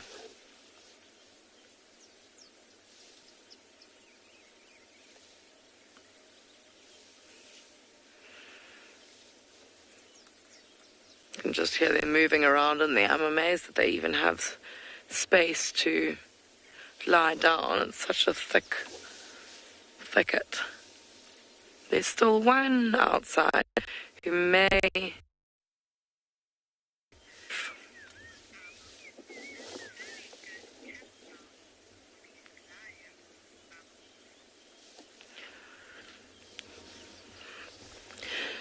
So with the colour of lions, their camouflage is mainly suited to stalking through dry grasslands or kind of arid areas. You can see that they're similar colour to sand and to dry grass.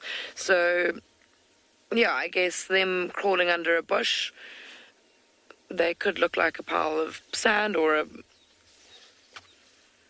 tuft of grass. But I think that even if you and I climbed in, or you or anyone climbed in there, even with a luminous shirt on, it's so thick that I don't think that you'd see them anyway. And I think that what's concealing them here is just the thickness of this thicket rather than the colour of their coat.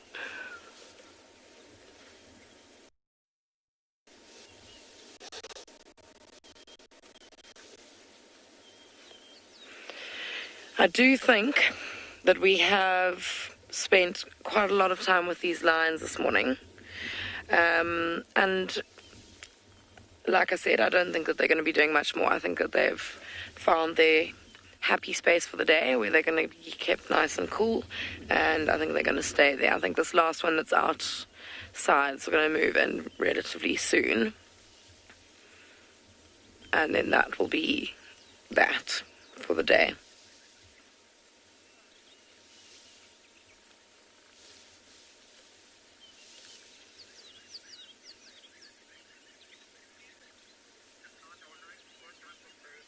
I think we're going to move on from these lions in a moment. We may start checking some watering holes as it gets hotter. I think most of the animals will be ducking for cover now with this heat. It's a very, very still morning. There's not much wind to keep us cool. Just repositioning.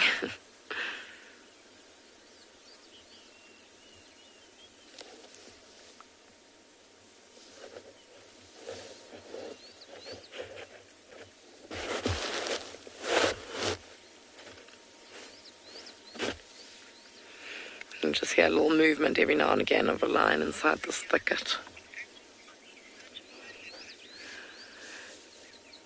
All right, well, I think we're going to leave these lions now. I think they've put on quite a show for us this morning, and I think it's the end of that. We're going to move on, see what else is out there, but we'll send you over to Andrew, who's looking for a leopard.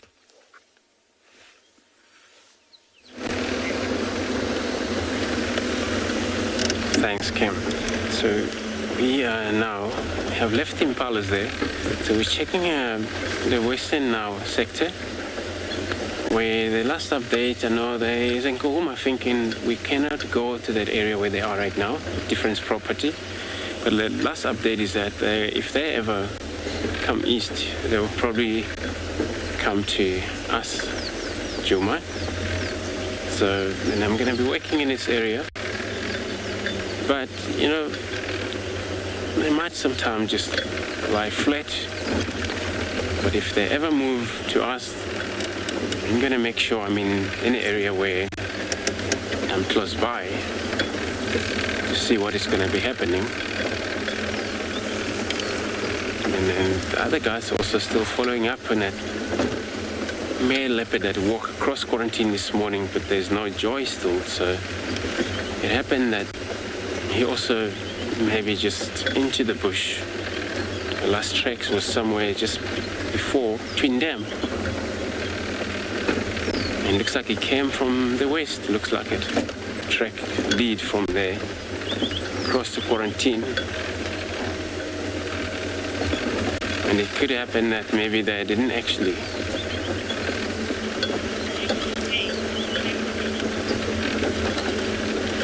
Amanda? So you want to know how long it takes to track animal? It depends sometimes. Sometimes it doesn't take long. So animal, they move sometimes. You're tracking animal that is actually continuously moving. That could sometimes take maybe enough time for you to track it. Sometimes you lost a track, you go down or come out of the vehicle trying to search for the tracks, the animal is moving. So sometimes it can take a long time, but if that animal that you're tracking, maybe it's just stationary, then it's quicker sometimes. It's just, track a little bit, and then the minute you look, it's maybe on a shed or feeding. But it also depends what animals you're tracking. So if cats, you know for sure if it's early in the morning, they would be doing a lot of the activity because it's still quite a good condition for them. Temperature still allows them to carry on, move. But if it's kind of like a very hot day, that sometimes they may delay, which you have kind of like trust that you may maybe find them not far from you because it's hot or the tracks are fresh. So tracks are fresh, or they could be moving too fast, due to the job they're doing, cats, they also have a lot of work. Set the territory boundaries. When they're actually doing that, they're doing that while they're moving. They don't stop quite often. And they seem to use roads a lot of time, because these roads are one of these boundaries between another cat and himself or herself. But then if it's an elephant, where we know they all stand, feed, move, we all check what the tracks like. Looks like if they are just showing that their tracks are leading away, not sign of feeding around, breaking branches, then you know they're gone. So I'm going to be sending you over to a giraffe while I'm doing a bit of a search around here.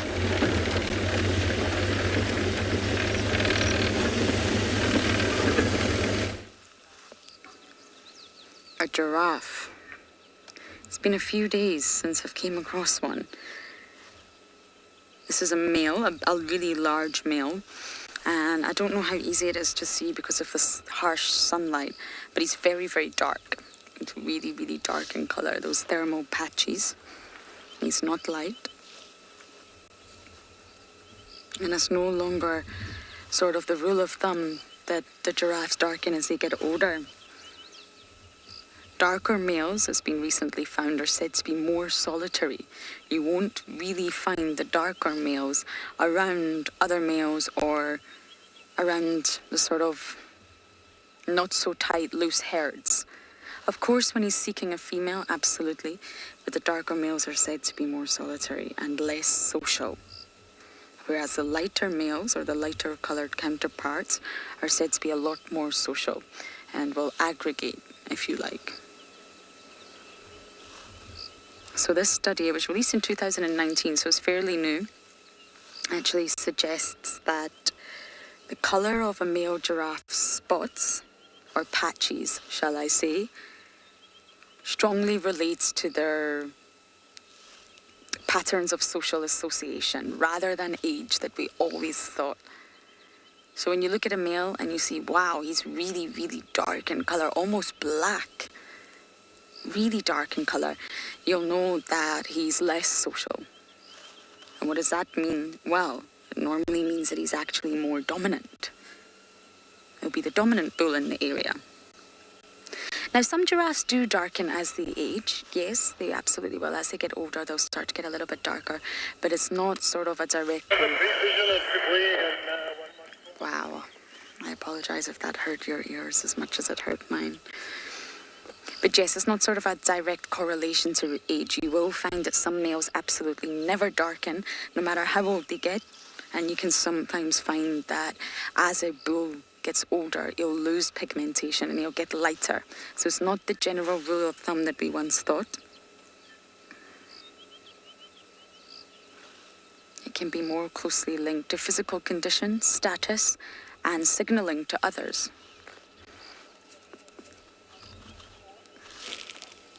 Quentin, they are absolutely not horns. Definitely not horns. They are ossicones. And these ossicones they ossify as the giraffe gets older. So when the giraffe is first born, they are quite soft. They're made from cartilage. And this is to assist with birth. Because imagine being a mother and having to give birth to sharp ossicones. So they lie flat on the head. And as soon as the calf is born, they'll become erect and they'll slowly start to ossify. And the purpose generally is used by the males. So when they're clubbing one another or fighting, it can get really, really violent. And this is striving for dominance. And what they'll do is they'll swing their neck at incredible rates and they'll slam the ossicones into one another, into their chest, into their rib cage, into their neck. And I know it sounds rather violent. It is rather violent. I really don't enjoy watching giraffes fight like that. And that's exactly what the ossicones or girafficones are for, but they're not horns.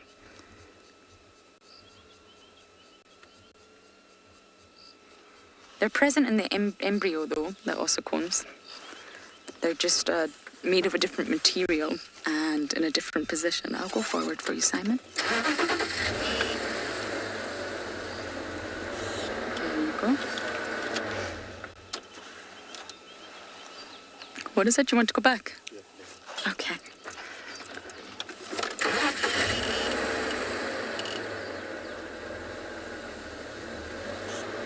Yeah.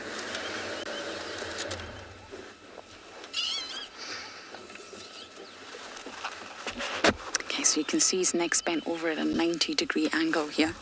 So whatever it is he's eating, I cannot see, is obviously very delicious. So that theory of necks being long so that they can reach the vegetation on the top of the trees is sort of debunked. They love to bend down to get delicious food. And they also love to bend down to drink water, which is exactly what we're going to send you across to.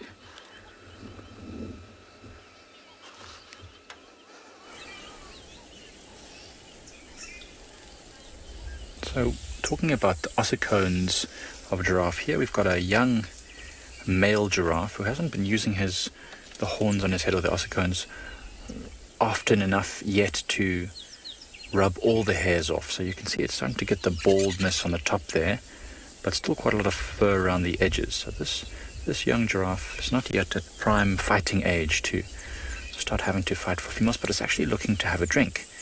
It's been trying from a number of different angles. It doesn't seem to be getting it quite right, but maybe third time's the charm. Let's see. Oh yeah, there you go.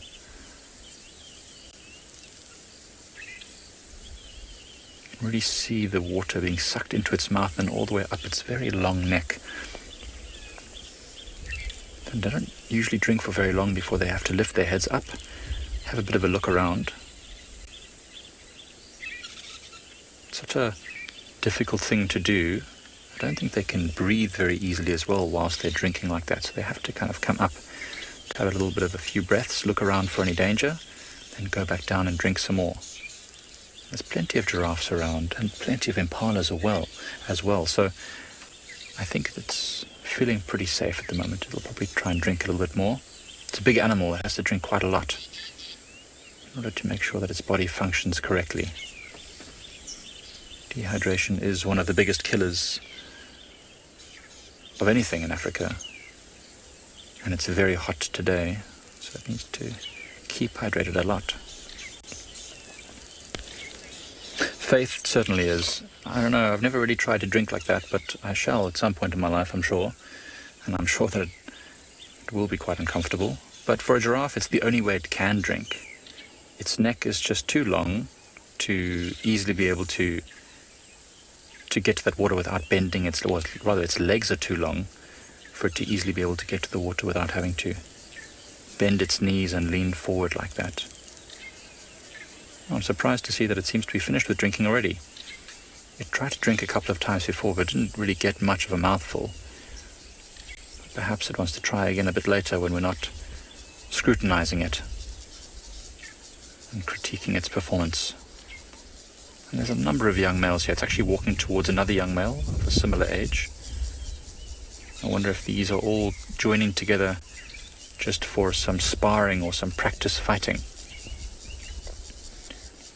None of them seem old enough to really fight for dominance of any females. There it goes, disappearing into the tamboti thicket, where there's plenty of shade, especially when it's getting hot like this. And still the giraffes are eating the tamboti, which surprises me. With so much other very good, nutritious leaves about, that it would eat something that's quite toxic to most animals is quite interesting. Oh, and when you look closely at this giraffe's ossicones, you can actually see there's a bit of blood on the left one. So it certainly has been fighting recently. It's got a bit of an injury on its ossicone up there. Nothing too serious, just a minor flesh wound. And when these things fight properly, these giraffes, they can injure each other terribly and sometimes even kill each other. So that is really something it has to get used to. Next, we're going to send you off to something with a beautiful flower.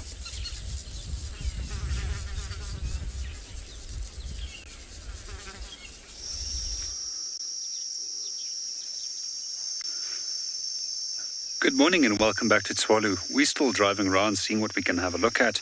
At the moment we discovered one of these little beautiful flowers over here. These little flowers belong to a genus which is known as Hippo. They're more commonly referred to as morning glories. So we were talking about quite a few of the things lately about how you can survive out here and where you can find food and water. So coming back, this little plant actually produces a very large tuber that's under the ground, which holds a large amount of water as well as can be eaten. What not a lot of people actually do know is that Hippomoyas are the same genus as which a sweet potato belongs to. And the sweet potato that's been introduced into South Africa is known as Hippomoya botata. And it can be, and this morning glory's root can also be prepared in a very similar way. So we've also been looking at a few other things that we found. Right to the back of us, there's a number of camelthorn acacias. And if we look at their pods with the ear-shaped structures, hence the name Acacia aeruloba, we can also use these seeds and roast them and turn them into a coffee, or use them as a substitute to a coffee. However, I doubt that they do have actually any form of caffeine in them. What not a lot of people actually know is that coffee actually originates from Africa, especially in terms of Arabica, and it was discovered in Ethiopia. Apparently, it was discovered by a young herder who was looking after his cattle at that moment and found that the goats was feeding on the seeds and was quite energized afterwards. Something else that we also have over here, the fruits of the brandy bush, also known as the Albert raisin. Just to show you, these are ripe at the moment. We mentioned them in an earlier show. These are often then mixed by the Tswana people with brown locust, which becomes quite which is seen as a delicacy in their culture. And fruits are actually quite good. As also mentioned, these are quite often made into quite a potent alcohol, hence the name brandy bush. So generally, as a good indicator, if you would like to determine if something is edible or not edible, it's sometimes best to look at species like monkeys. However, when it comes to baboons and quite a few of the bird species, the things that they can eat is generally quite toxic. These are probably one of my favorite little fruits in the bush.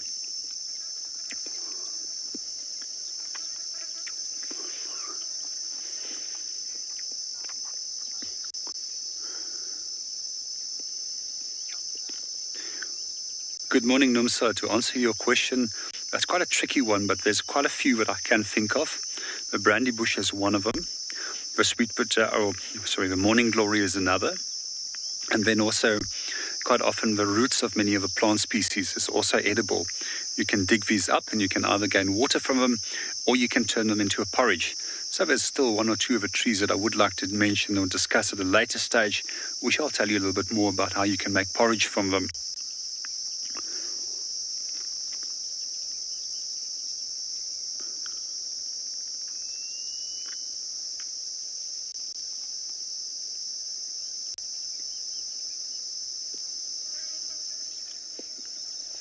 We're going to continue from here on and see what else we can go and find for the morning.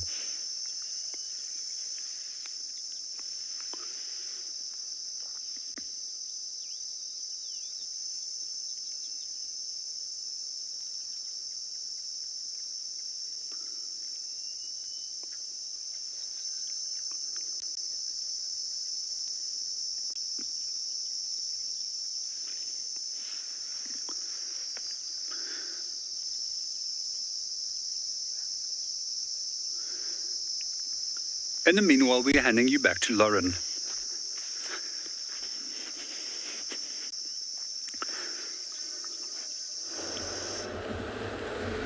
Now I'm almost at Treehouse Dam. We're going to quickly check that water hole and then I'm going to go back in and see if we can relocate Kalamba. Now if she's deep in that drainage, unfortunately, it's just a no-go. It's not possible. It's very, very steep. It's not possible for our car to get in. But she may have moved, she may have repositioned, Kalamba. She maybe is after a different patch of shade. or, just curious about what's around her. So we'll quickly check out Treehouse, and then we'll go back and see if we can locate our princess. Some of you asked me directly about how come we are off-roading. We follow the instructions of the Djuma guides, so we follow Rickson and Michelle. They are the ones that decide whether we can off-road or not. So the Mulwati is still a no-go. I'm missing it. I'm missing cruising the Mulwati, but it's still too waterlogged. But the high up areas, at the sort of top of the Katina, the water drains down, so we can still off-road there. We've been given the permission to off-road there now because a lot of areas have dried out. But, for example, the seep lines and the drainage lines, no, we would not off-road there because water seeps all the way down and it collects at the bottom. So it's still not advisable to off-road in those type of areas. So some areas we can, some areas we can. It really, really depends on where we are on the reserve. Now, Treehouse Dam is rather empty, but Simon will give you a little view of it.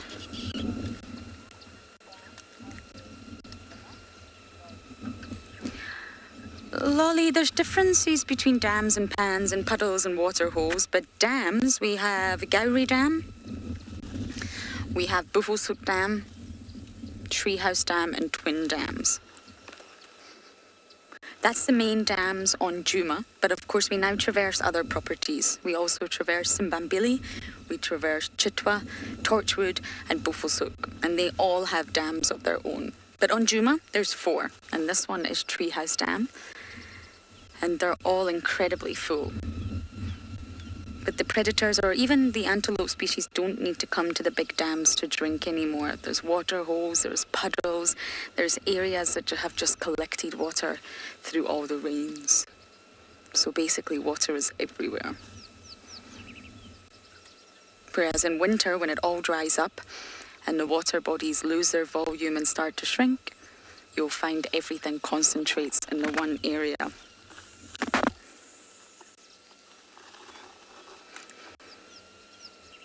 Okay, so there's not much here. I think we're going to bumble and go back for Kalamba. The only thing that's going to work against us right now is the heat. Okay, so wish me luck and hopefully we will get another view of our princess.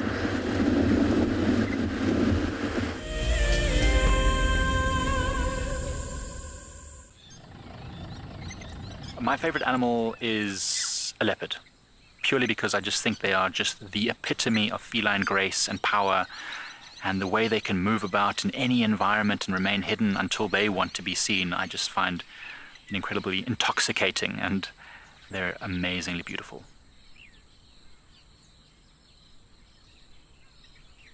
Catch up with the guides daily here on WildEarth.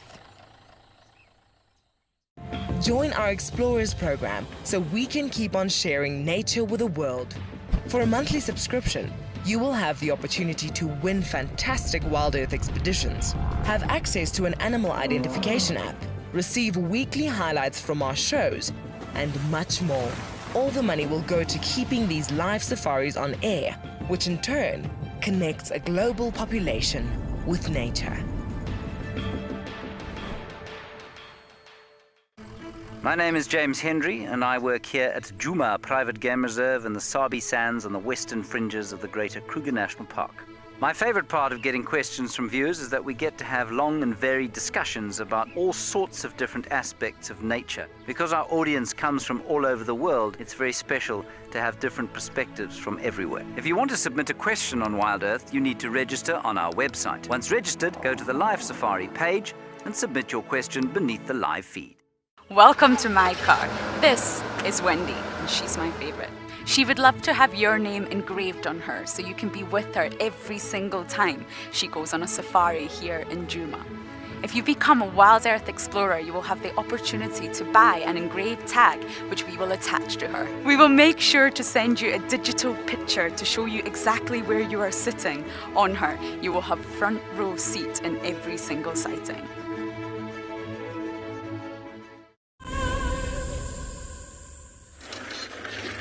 Okay, welcome back, you guys.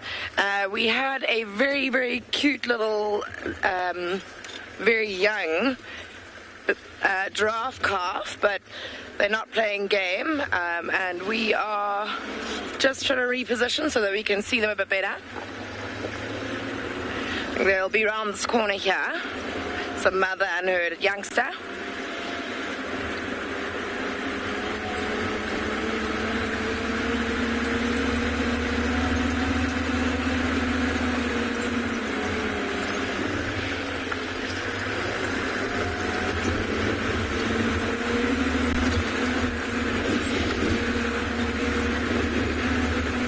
There it is. Okay, I'm just gonna keep going back.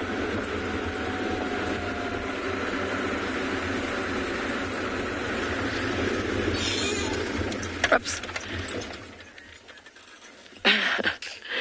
Not very sure of us still. You see, Mum's very, very chilled, but that young calf is just checking us out, not quite sure whether we are something that needs to be worried about or not. But you can see the size comparison with Mum in the background and how tiny that young one is. I think that's quite a new calf, probably barely a month, I'd say. Well, in fact, less than, because it's still got its umbilical cord.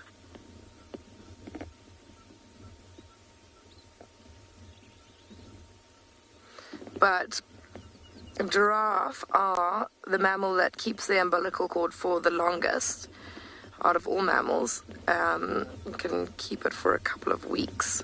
So I would say that this young giraffe is within 2 weeks old. So you can see if it goes side on, yeah, it's still got that umbilical cord still quite long. Hasn't fallen off yet.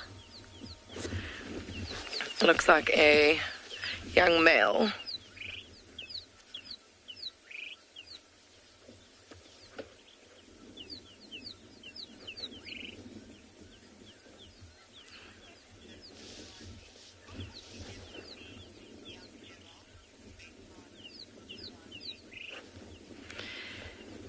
Most animals, the fathers are uninvolved. So most of the time, the job of the male is just to mate.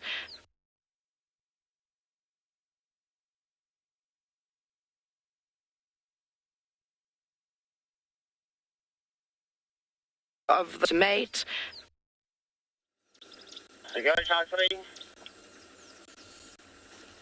Oh, apologies everyone. I'm in the middle of communicating with Aubrey about Kalamba. It's okay, Simon. We're just going to have to pull over here, I'm afraid, and let the vehicle pass. Oops, I stalled. Hi, Obs. No luck. Okay, I'll go around this way.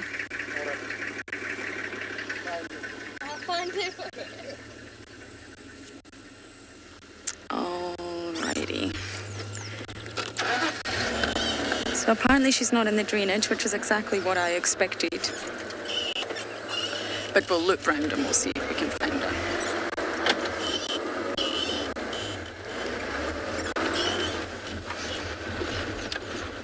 Simon can show you this drainage. It's in winter, it's possible. Simon, give them a little view of how thick it is. In the winter, it's really possible to drive through, but in summer, look at that. Just look at that. It's so thick, and that's the sort of top part of the drainage you're looking at. It drops down to a really, really steep drop inside. And of course, that's where our princess decided to go.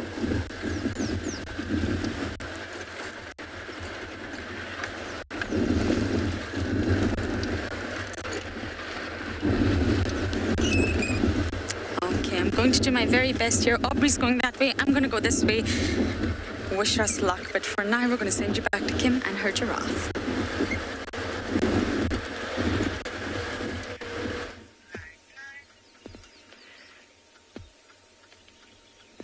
I've gotten a little bit closer to these giraffe, and you can really see the size comparison now that they're standing nice and close together. But that youngster is so cute.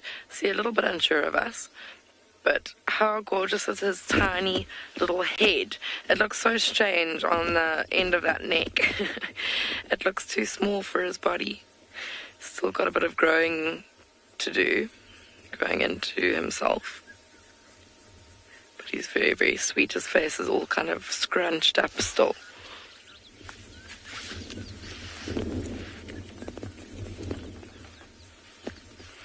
You can see that he's realizing from Mum that he doesn't need to be too worried about us.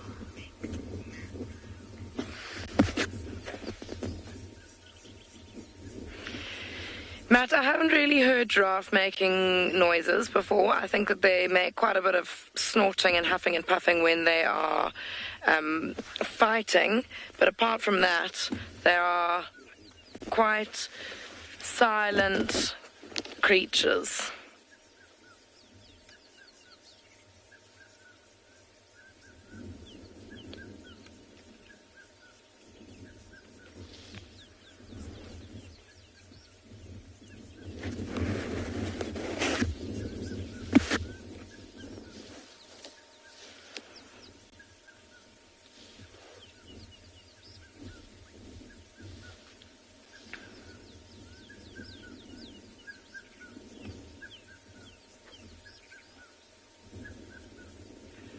Quite a pretty scene just watching them walk off.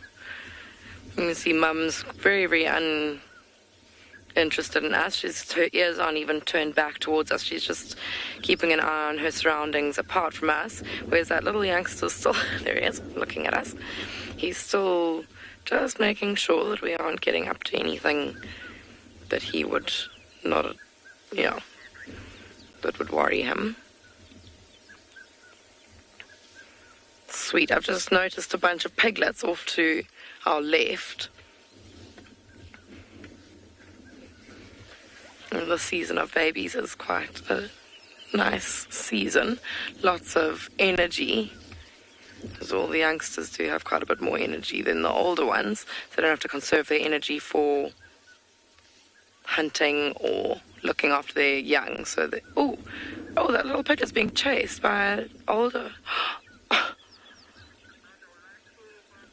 Oh, it's not a very friendly interaction. I think I'm going to just go a little bit closer to these warthogs, if my car allows me to. I'm sure you are starting to realize that this car doesn't always listen when we decide we want to go.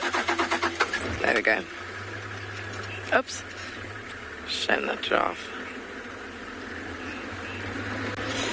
KG, with giraffe, that's quite a, it's very varied. So giraffe have quite loose social associations, and at about a year and a half, the calf may start moving away, but at later stages and throughout adulthood, the mother may join up with the calf or any other adults at any point. These warthogs don't look like they are passing them. I'm just going to stop over here. You can see them from here anyways, with the zebra in the background. Oops, just dropped my binoculars. You can see that they're all slick and shiny with mud. There's a mud wallow just next to us here that they've obviously indulged in this morning. I have to say that I'm quite jealous. I wouldn't mind indulging in a mud wallow at present. It is boiling. It's only 8:15.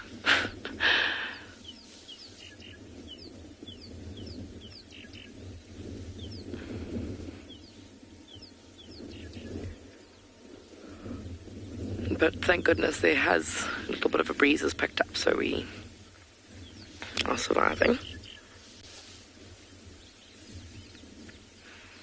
And quite a nice multi-species scene with the Impala coming in, Warthog, zebra in the background.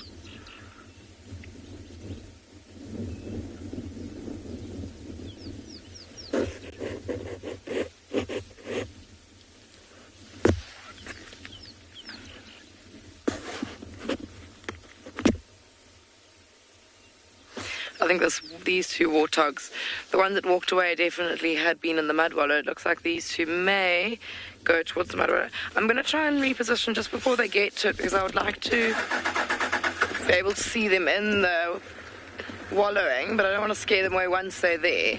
These do look a little bit more relaxed than the one with the piglets.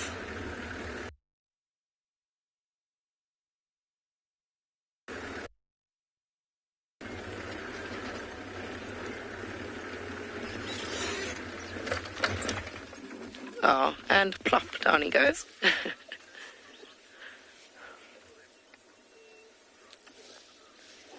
See, these are quite young warthogs, and you see the one that hasn't got into the water yet. It's got tiny little tusks developing, but he's still got quite bright white whiskers. And those whiskers are to imitate tusks. So when they're young, those whiskers are quite a lot bigger because their tusks aren't grown yet. And as his tusks get bigger, then those whiskers will become less.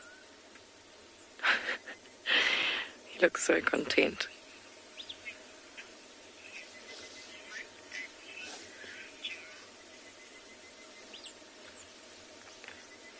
Right, well, I think we are going to seek out some shade. We'll leave these warthogs to wallow. But we'll send you over to Mike, who has found himself a giraffe.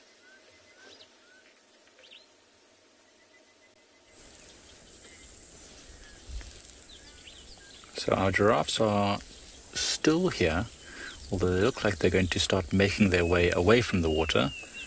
This one looks like it's just having a bit of a scratch, to be honest, walking amongst the leaves there. That poor bourbean tree that the giraffe was just under has been absolutely destroyed by elephants. It's been completely ring-barked, so I suppose that this might be the last season that we get to spend watching the beautiful blooms on that tree. It was really good. It provided us with lots of fun mornings watching sunbirds and babblers and all sorts of birds hopping about the leaves and the flowers, but I think this year might be the last, unfortunately. And this other giraffe now looks like it wants to try and have maybe a drink or a little snack on that sickle bush that's just there at the edge of the water. But nothing else happening around here at the moment. All the impalas moved off, probably seeking some shade, because it is getting quite warm now as the sun starts to beat down on us. And there's nothing quite like it. The African summer sun. Today is an exceptionally warm morning.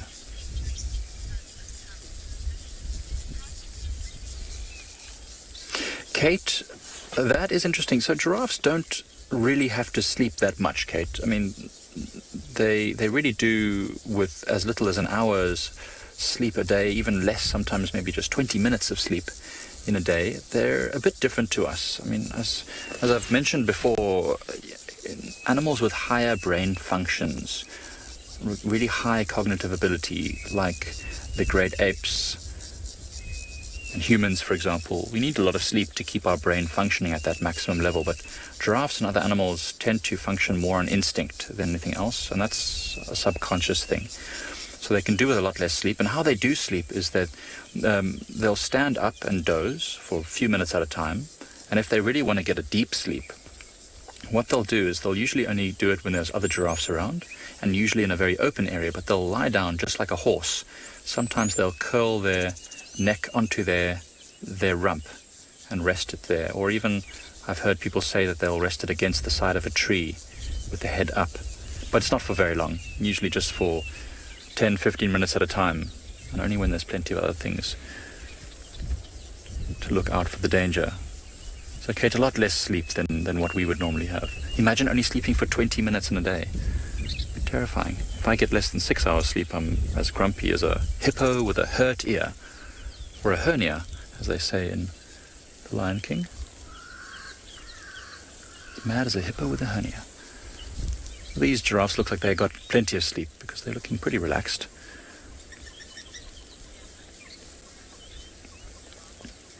Gemma, these are southern giraffes. It's the only giraffe species that we get naturally occurring here in South Africa, the southern giraffe.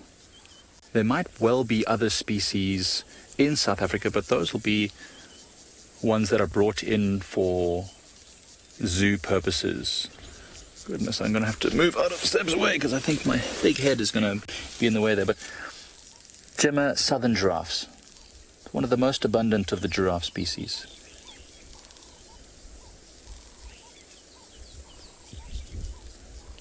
Each different giraffe species has very distinctive patterns. Some have got nice square blocks, some have got much smaller, some are darker. But these ones are beautiful nonetheless. And in the meantime, we're going to send you over to JP, who's got some even more beautiful things.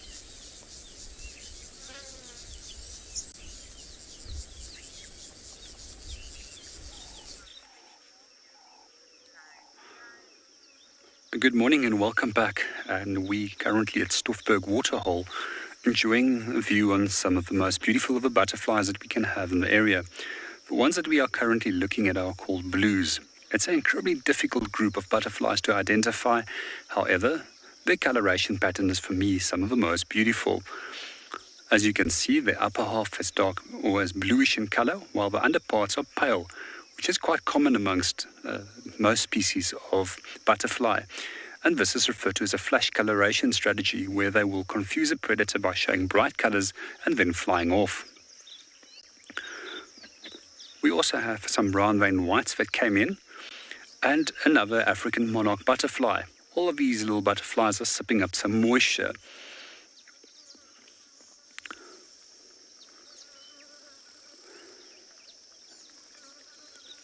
For those of you that don't know about the African monarch, it's one of our toxic species of butterfly, which actually obtains a large number of toxins as a larvae from the milkweed plants which it feeds on, and therefore is not consumed by any predators. It's very similar in appearance to the American monarch, which is one of my favorite butterflies to actually study, as these American monarch butterflies, although we don't get them in Africa, can migrate up to 4,000 kilometers in distance. The brown vein whites that we have over here, they on average do a 3,000 kilometer distance migration. One of the odd movements, which is not really a migration, which is migrations are normally repeated as well as annual occurrence, was a group of locusts which got blown off course and crossed the Atlantic Ocean. These guys managed to travel a distance of some 4,500 kilometers.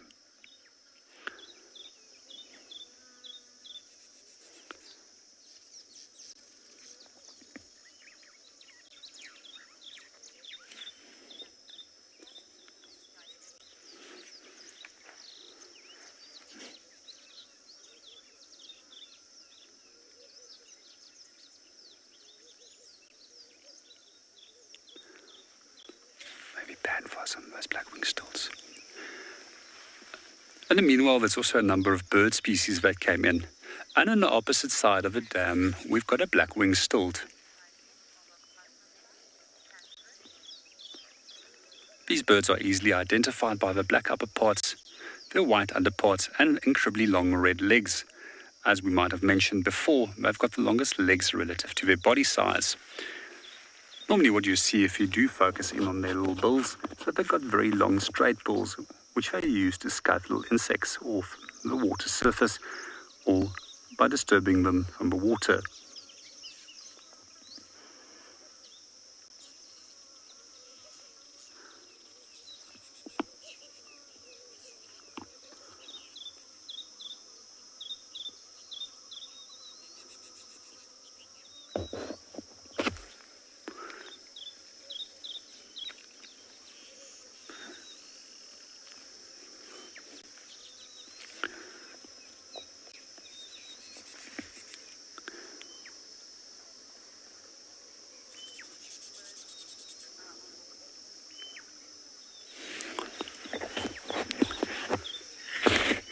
morning, Mobile, and welcome to the show. If I have to take a rough guess from old lists that I have, it's probably close to 280 to 300 species, which has been recorded within the area. However, over a few good days of birding, you can maybe clock 114 species over 2 to 3 days.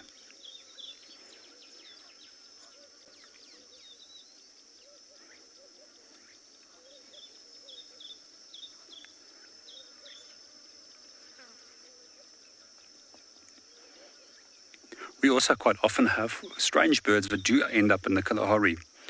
A year ago, we managed to see a crake that was blown off course and found its way close by to the research station. Normally, crakes are birds that are normally found in quite wet eastern half of South Africa and which associates with wetlands, which wasn't something that we had available at that moment. We've also just have Egyptian geese that's moved into the dam.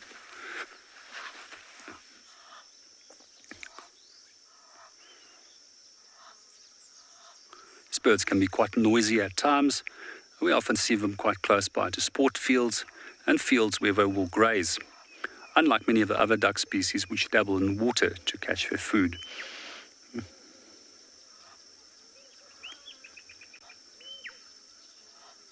As mentioned on one of the previous shows, although it's called the Egyptian goose, it's not actually really a true goose. It is a duck.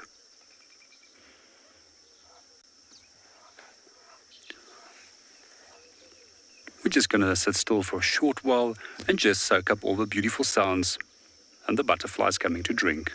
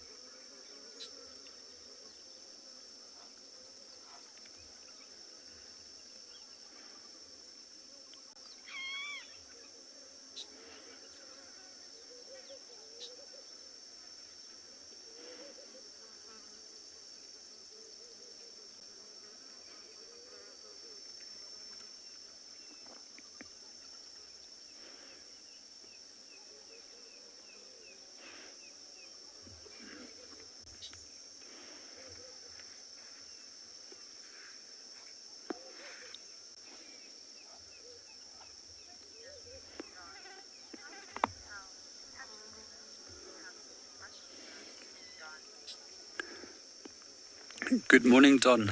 Welcome to the show. Personally, I'm not very good with that. However, there is people that are quite good with identifying certain species of caterpillar. However, most of them are incredibly tricky.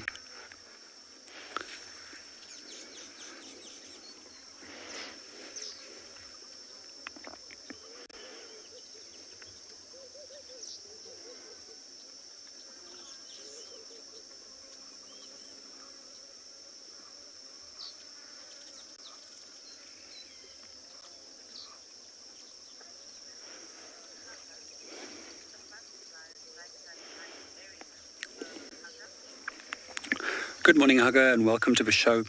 They're purely here to come and drink, and what they're doing is they're sucking up the moisture with their long proboscis from the mud.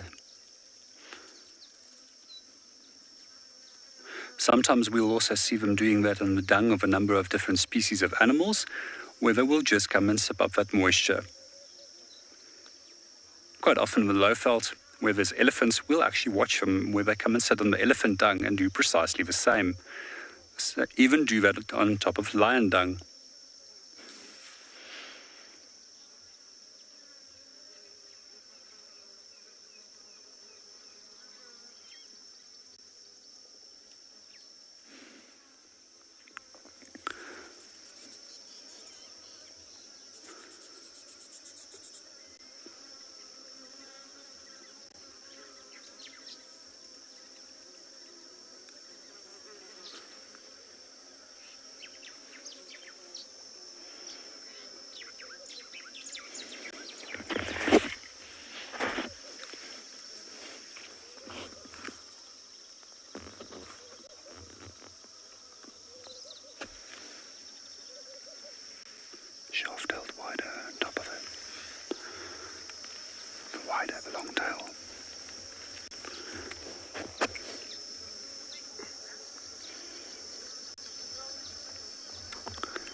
In the meanwhile, we're going to spend a little bit more time over here and see what we can find.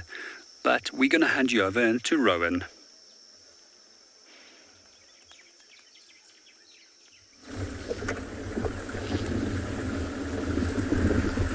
Good morning everyone, and welcome to andBeyond in Ngala. We've actually had quite a difficult morning, signal-wise, data-wise, but lovely to have you here finally. I haven't really found a lot, saw a few Impalas, a few wildebeest. We're actually now heading towards the Timavati River and we're driving back east, just parallel to it. We had tracks of the Birmingham Pride come back into the property and then cross back out in the easterly direction again. And they were still roaring from just east of our boundary, which is quite sad. Then we went into the south to investigate there, see if we can find any cheetah, no luck there. So yeah, busy morning, but didn't find too much, sadly. So we're hoping maybe this afternoon will deliver.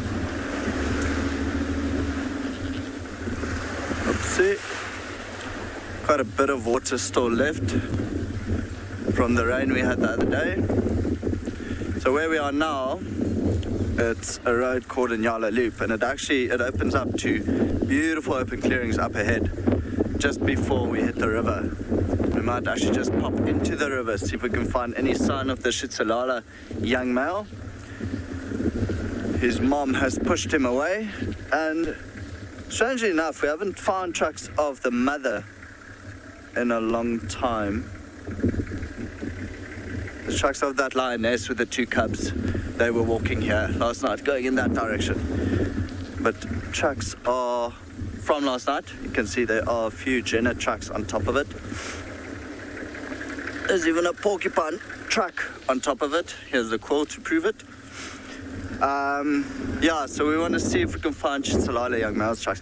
We think that, well, I think maybe the Tswalu young female could be denning, because we have not seen a lot of her tracks moving around anyway. So what she could be doing is find a nice little riverbed where it's thick enough to hide the cubs, and she doesn't need to move around too much. With all this rain, there's water everywhere. There's Impala lambs everywhere. So she should be in the land in between. She doesn't really need to cross roads. Every now maybe just mark the territory. She is territory in that area, but like I said, we haven't seen too many of her tracks. It is heating up very quickly. Also, the humidity is picking up. So we're hoping. I mean, it's been building for rain for quite some time. We're hoping for rain maybe tomorrow or the next day.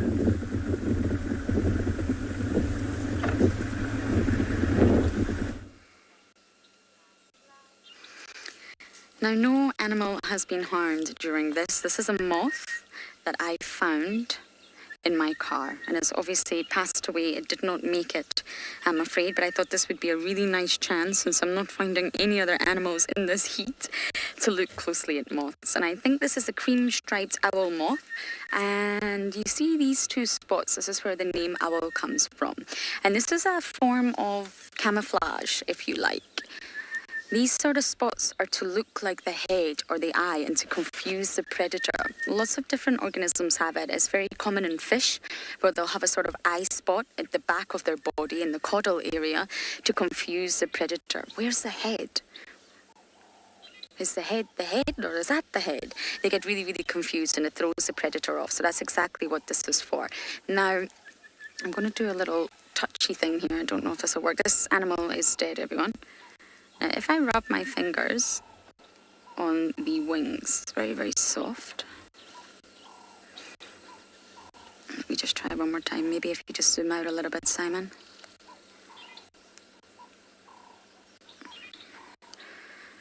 Okay. Now, if you zoom into my finger here, I don't actually know how visible this will be, but you can see there's a residue that's gone onto my finger. Can you see that? It looks like glitter, but it's actually not. This has come from the moth. And if we go back to the wing, you'll be able to see that oh dear, I just broke that one. maybe if we turn it around, you'll be able to see that it's not powder. A lot of people assume that moths' wings are very, very powdery, but they're actually not. What it is just scales, and they come off because moths have a lot more scales and thicker scales than do butterflies. It's just a build-up of scales. This is a far better method, Lauren. Why did you not think this at the start? And you can see underneath, you can actually see the individual scales, and they're transparent. All butterflies and moths, their wings are transparent. It's just the way that the scales are layered that gives the colour. So look at that. It looks like eyeshadow for any girls out there, or boys. It looks like eyeshadow, but it's not powder. It's not anything that the moth is secreting. It's just the scales. Moths and butterflies do shed their scales just as we shed our skin. So if you did this across the whole wing, you would see that underneath the wings are actually just transparent. Now, if we go to the head, this sort of line between moths and butterflies, I see lots of arguments on social media about it. They're in Lepidoptera, the order, which means the scaly-winged in Greek. And there's quite a lot of blurred lines between moths and butterflies. So, for example, if we look at the antenna, there's no club-like end. It's just a straight antenna. So there's one key right there, one key feature that it's a moth. They also say that moths have feather tips, but this one clearly doesn't. Moths rest with their wings down.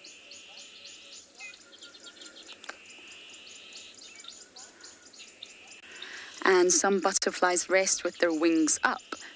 But there's blurred lines. You'll find some, oh, dear me, no, I'm going to keep it.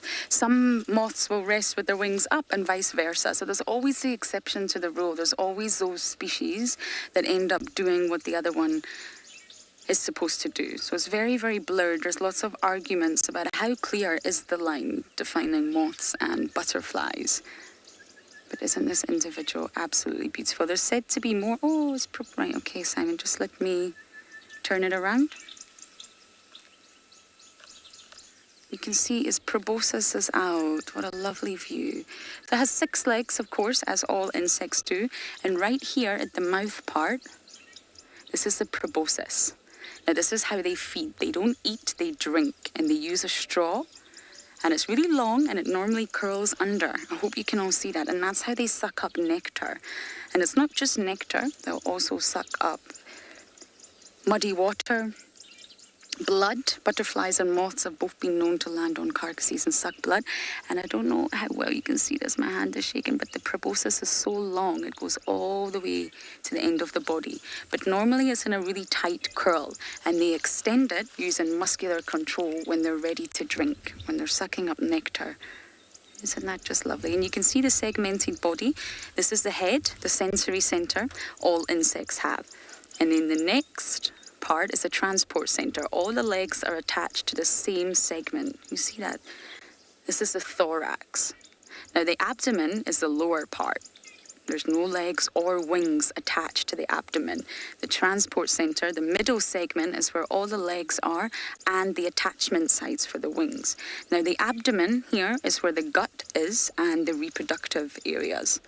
So there's 3 different segments to insects: the head, the thorax, and the abdomen. And you can remember it: the sensory center, the transport center, and here you have the generative center. That's how you can sort of break an insect down. Isn't this just lovely? They don't have long lifespans, I'm afraid. And normally when you see, I did break part of this wing, but when you see them this tatty, you normally know they're at the end of the lifespan, and they're a lot older. So I'm going to put this one on the ground to rest, and we're now going to send you down to JP.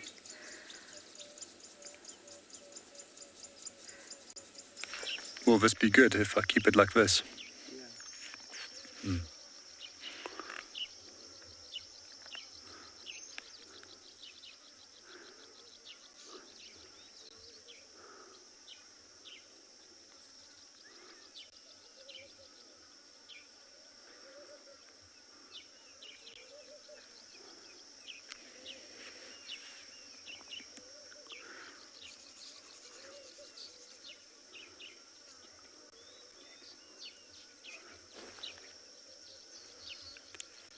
Good morning and welcome back again to Tswalu. At the moment we're still sitting at Stoffberg Waterhole and admiring some weaver nest and watching the males building these beautiful nests in the aim of attracting a number of females that they can mate with.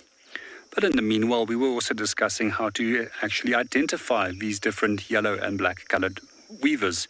So we just thought we might do a little bit of a demonstration and to show you how easy it is.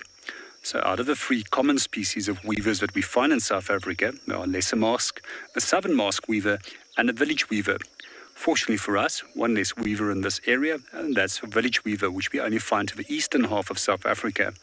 So it leaves us with 2 different weaver species, which is both the southern mask and the lesser mask weaver. So lesser mask weaver is fairly easy. If we do look at the page, we can notice that it's got a white eye and a round little black bib, which it will develop as part of its breeding plumage. And only mature breeding males will develop these bright colours, as the females would like to remain dull and unobtrusive so that they're not detected by predators. And if we do come towards the southern mask weaver, which is the second species which is also breeding over here, we'll notice that they've got a red eye. And what we'll also notice is that their black bib only extends from the crown down towards the throat. However, what we will notice with the lesser mask weaver is that there's quite an extensive amount of black going on top of the head. Then with a third species that we don't have in this area, which is the village weaver, the black stops right before the crown. And then on top of that, we sometimes will notice that in certain parts of Zimbabwe that you'll find an all black headed version, which was one that we won't find within South Africa. So which will not let us confuse it with any of the other species. On top of that, we can also use the nest structure of a number of different weaver species to identify which species it is, as that they either have no nest entrance, or slight tunnels, or incredibly long nest tunnels which will be formed underneath the nest.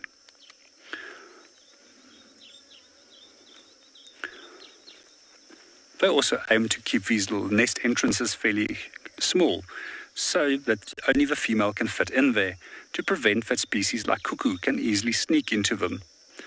The specific species of cuckoo which will generally parasitize these weavers is known as a Diderot's cuckoo, which is a fairly common cuckoo throughout southern Africa.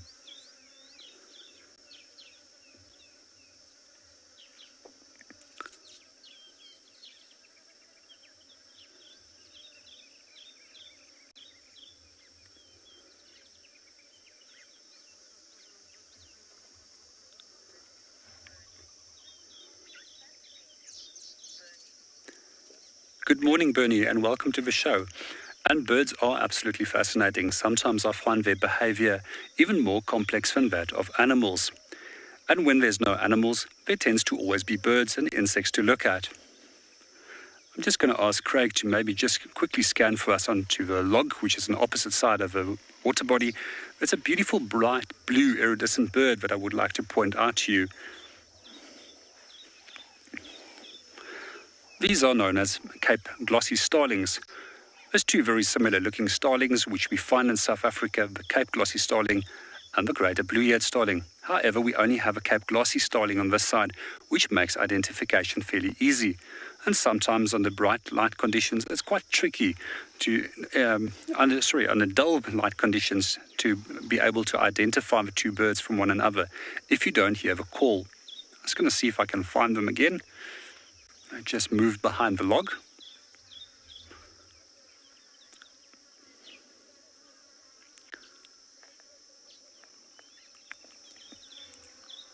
We've unfortunately lost him, but we're just going to zoom back in onto the butterflies and then tell you a little bit more about those bright blue iridescent colors that you see within the glossy starlings. So these colors don't actually really exist. They're due to the melanin crystals that form under the wings, and combined with a feather, they create a functional prism which refracts and bends light, creating these incredibly bright blue colors which we see. Although we perceive it as quite bright under good light conditions, these birds will see it even as brighter colors as they see in the UV spectrum as well.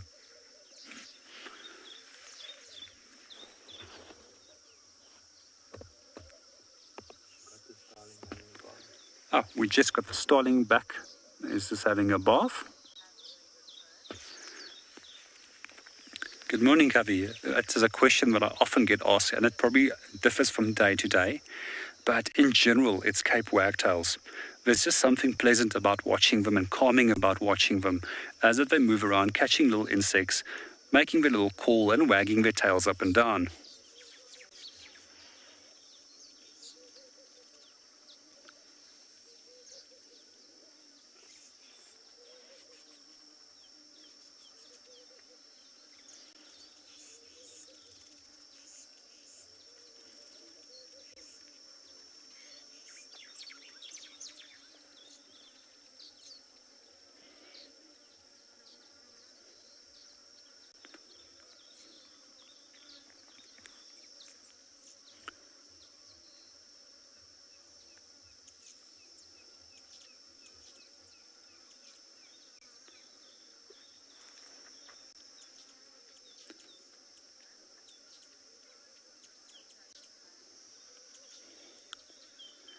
And meanwhile, we're going to start moving on and hand you over to Laura, who's currently viewing one of her favorite insects, dragonflies, which is also one of my favorites. They always remind me of little flying jewels because of their bright colors. This one is alive, I promise, but it's staying remarkably still. The dragonfly. Just perched.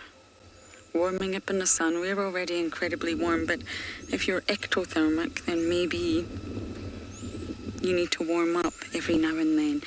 Now, because just like butterflies and moths, dragonflies have different phases of their life cycle. They're not born, or they don't hatch the way in their juvenile phase that they will be in their adult phase. They undergo a metamorphosis. And the sort of sole purpose of the adult phase of being a dragonfly is to reproduce. Yes, you need to eat and drink, of course you do, but it's to reproduce as much as you can. And that's why they really don't have long life cycles at all. Oh, there's one just above it, Simon. I think there's a different species slightly above this one. Oh, that's a different one. Okay, we've got another one. I think this is the percher, the barbed percher that we had the other day. Thank you, James Richard. And if we just move to the right, there you go. There's another one. Look at those incredibly long wings.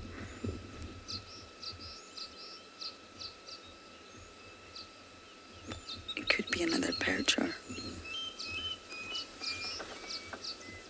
Would you look at that?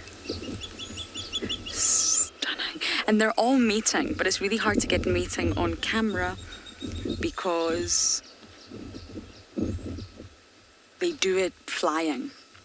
A lot of their time they're mobile when they're mating. It's very rarely stationary, and that's why it's so difficult to see. But we've got 3 different species there. They're everywhere. Perfect food source for lots of animals out here. How wonderful. I think we're going to sit here in the shade and enjoy this a little bit longer.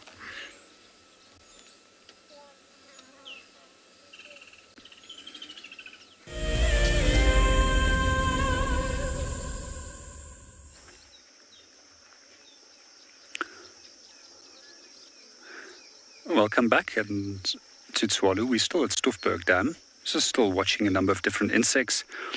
And just to linking on to what Lauren has been doing, we've also been watching a number of dragonflies. And I'm not sure if we'll be able to follow it because they're so fast in terms of flight, but we have a number of males and females that are flying together, where the male is clasping the female. He's busy mating, and what she's doing, she's dropping eggs into the water, where a young will actually then develop. The larvae of a dragonfly is very different to that of the adult, and they also have quite interesting jaw structures which can shoot forward, but they can grab their prey. So they normally go for aquatic insects as well as small little tadpoles that they might feed on. However, the adults will feed normally on flying insects.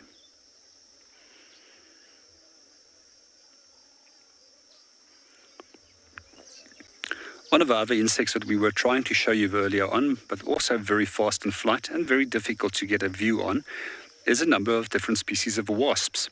These have been coming in and out towards the water, and they're collecting little pieces of mud.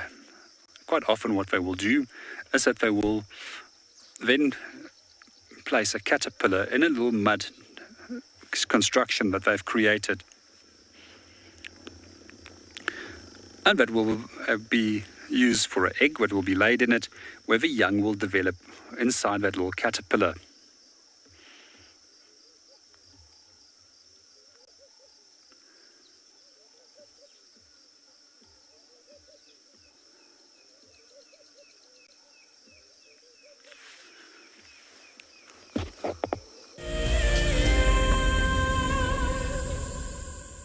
The species. Anyone who does, please send it in. I don't immediately recognize this one from last year with that orange and black body. It's almost like a bee pretending to be a dragonfly, or vice versa. Normally long bodies like that, I wonder if this is a damselfly. Yeah, I think it's a damselfly. Apologies, everyone. The long, skinny bodies normally suggest damselflies, and the forewings and the hind wings are normally equal in size. I take back my words. I think this is a damselfly. With dragonflies, their bodies are very short and fat, and the forewings and the hind wings are unequal in size. But this is a very large individual, either way. There was a wonderful study conducted when I was in the Maldives by a wonderful man called Charles Anderson. And all of a sudden in the Maldives, during one of the monsoons, every single island, all 1,200 of them, got covered and littered in dragonflies. It's almost like they appeared out of nowhere. And if you know the Maldives, it's in the middle of the Indian Ocean. It's just little jewels in the ocean. Tiny little islands in the atoll structure. And what was suggests is that these dragonflies are moving using the wind because they're very small insects. They can't really propel themselves over great distances. And they're using the weather systems in the rainy monsoon to complete a huge migration from southern India all the way to southern Africa. That's a very large distance, especially if you're a tiny little insect. So it's said that they come back again as well. So it's a round trip, and it can take anywhere of between 14,000 to 18,000 kilometers. And not only that, it's across the ocean and not land. So very small little insect are making a remarkable journey from southern India to South Africa. You can't fly that. You have to use the winds. And that's why some of them end up dying, I'm afraid, and we find them in Maldives. Now, Maldives doesn't have any sources of fresh water. It's an island nation surrounded by ocean. Unless you collect rainwater, that's all you've got. And they require breeding pools. So they don't breed in the Maldives, but they are said to make that trip. And Maldives is one of the stopping points. But it's not the same individual. It's not the same dragonfly that leaves southern India and makes its way to South Africa. It takes 4 generations to make the full round trip. 4 generations. So one individual will start, the next individual will pick it up, another individual, and it'll be the 4th individual that completes that round trip. Now, the monarch butterfly in America is also renowned for making a huge migration, but dragonflies also make an incredible ones themselves. What a great end to my drive. But for now, we're going to send you across to Kim and her lions.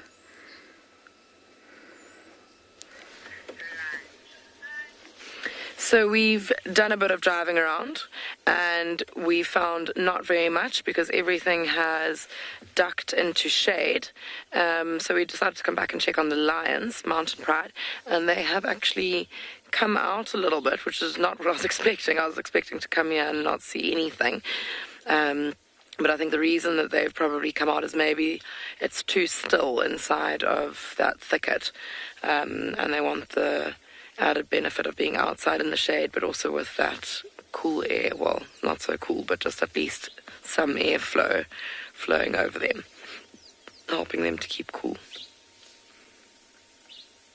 And you can see them panting away, trying to release as much heat as possible and keep themselves nice and cool.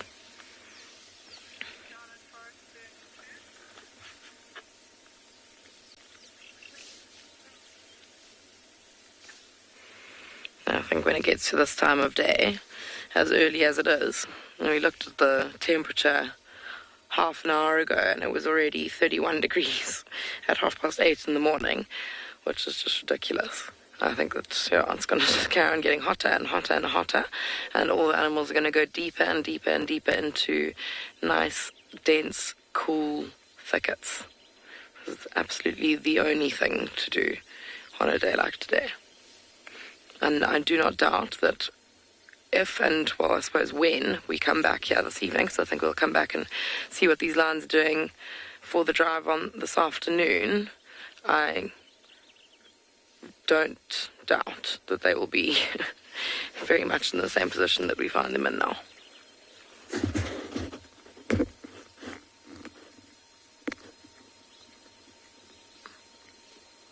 But because they have been relatively active, the females, this morning, as it cools down this evening, they may start looking to hunt again, which would be very cool. So I think we'll definitely be revisiting this pride this evening.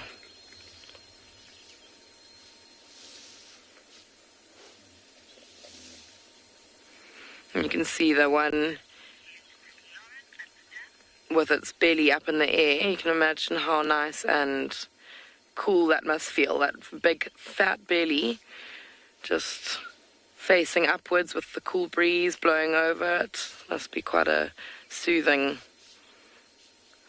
pose.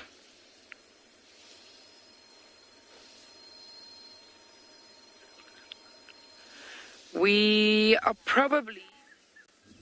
Now, since I can't draw Olivia anymore, which is such a loss to us, it was so sad.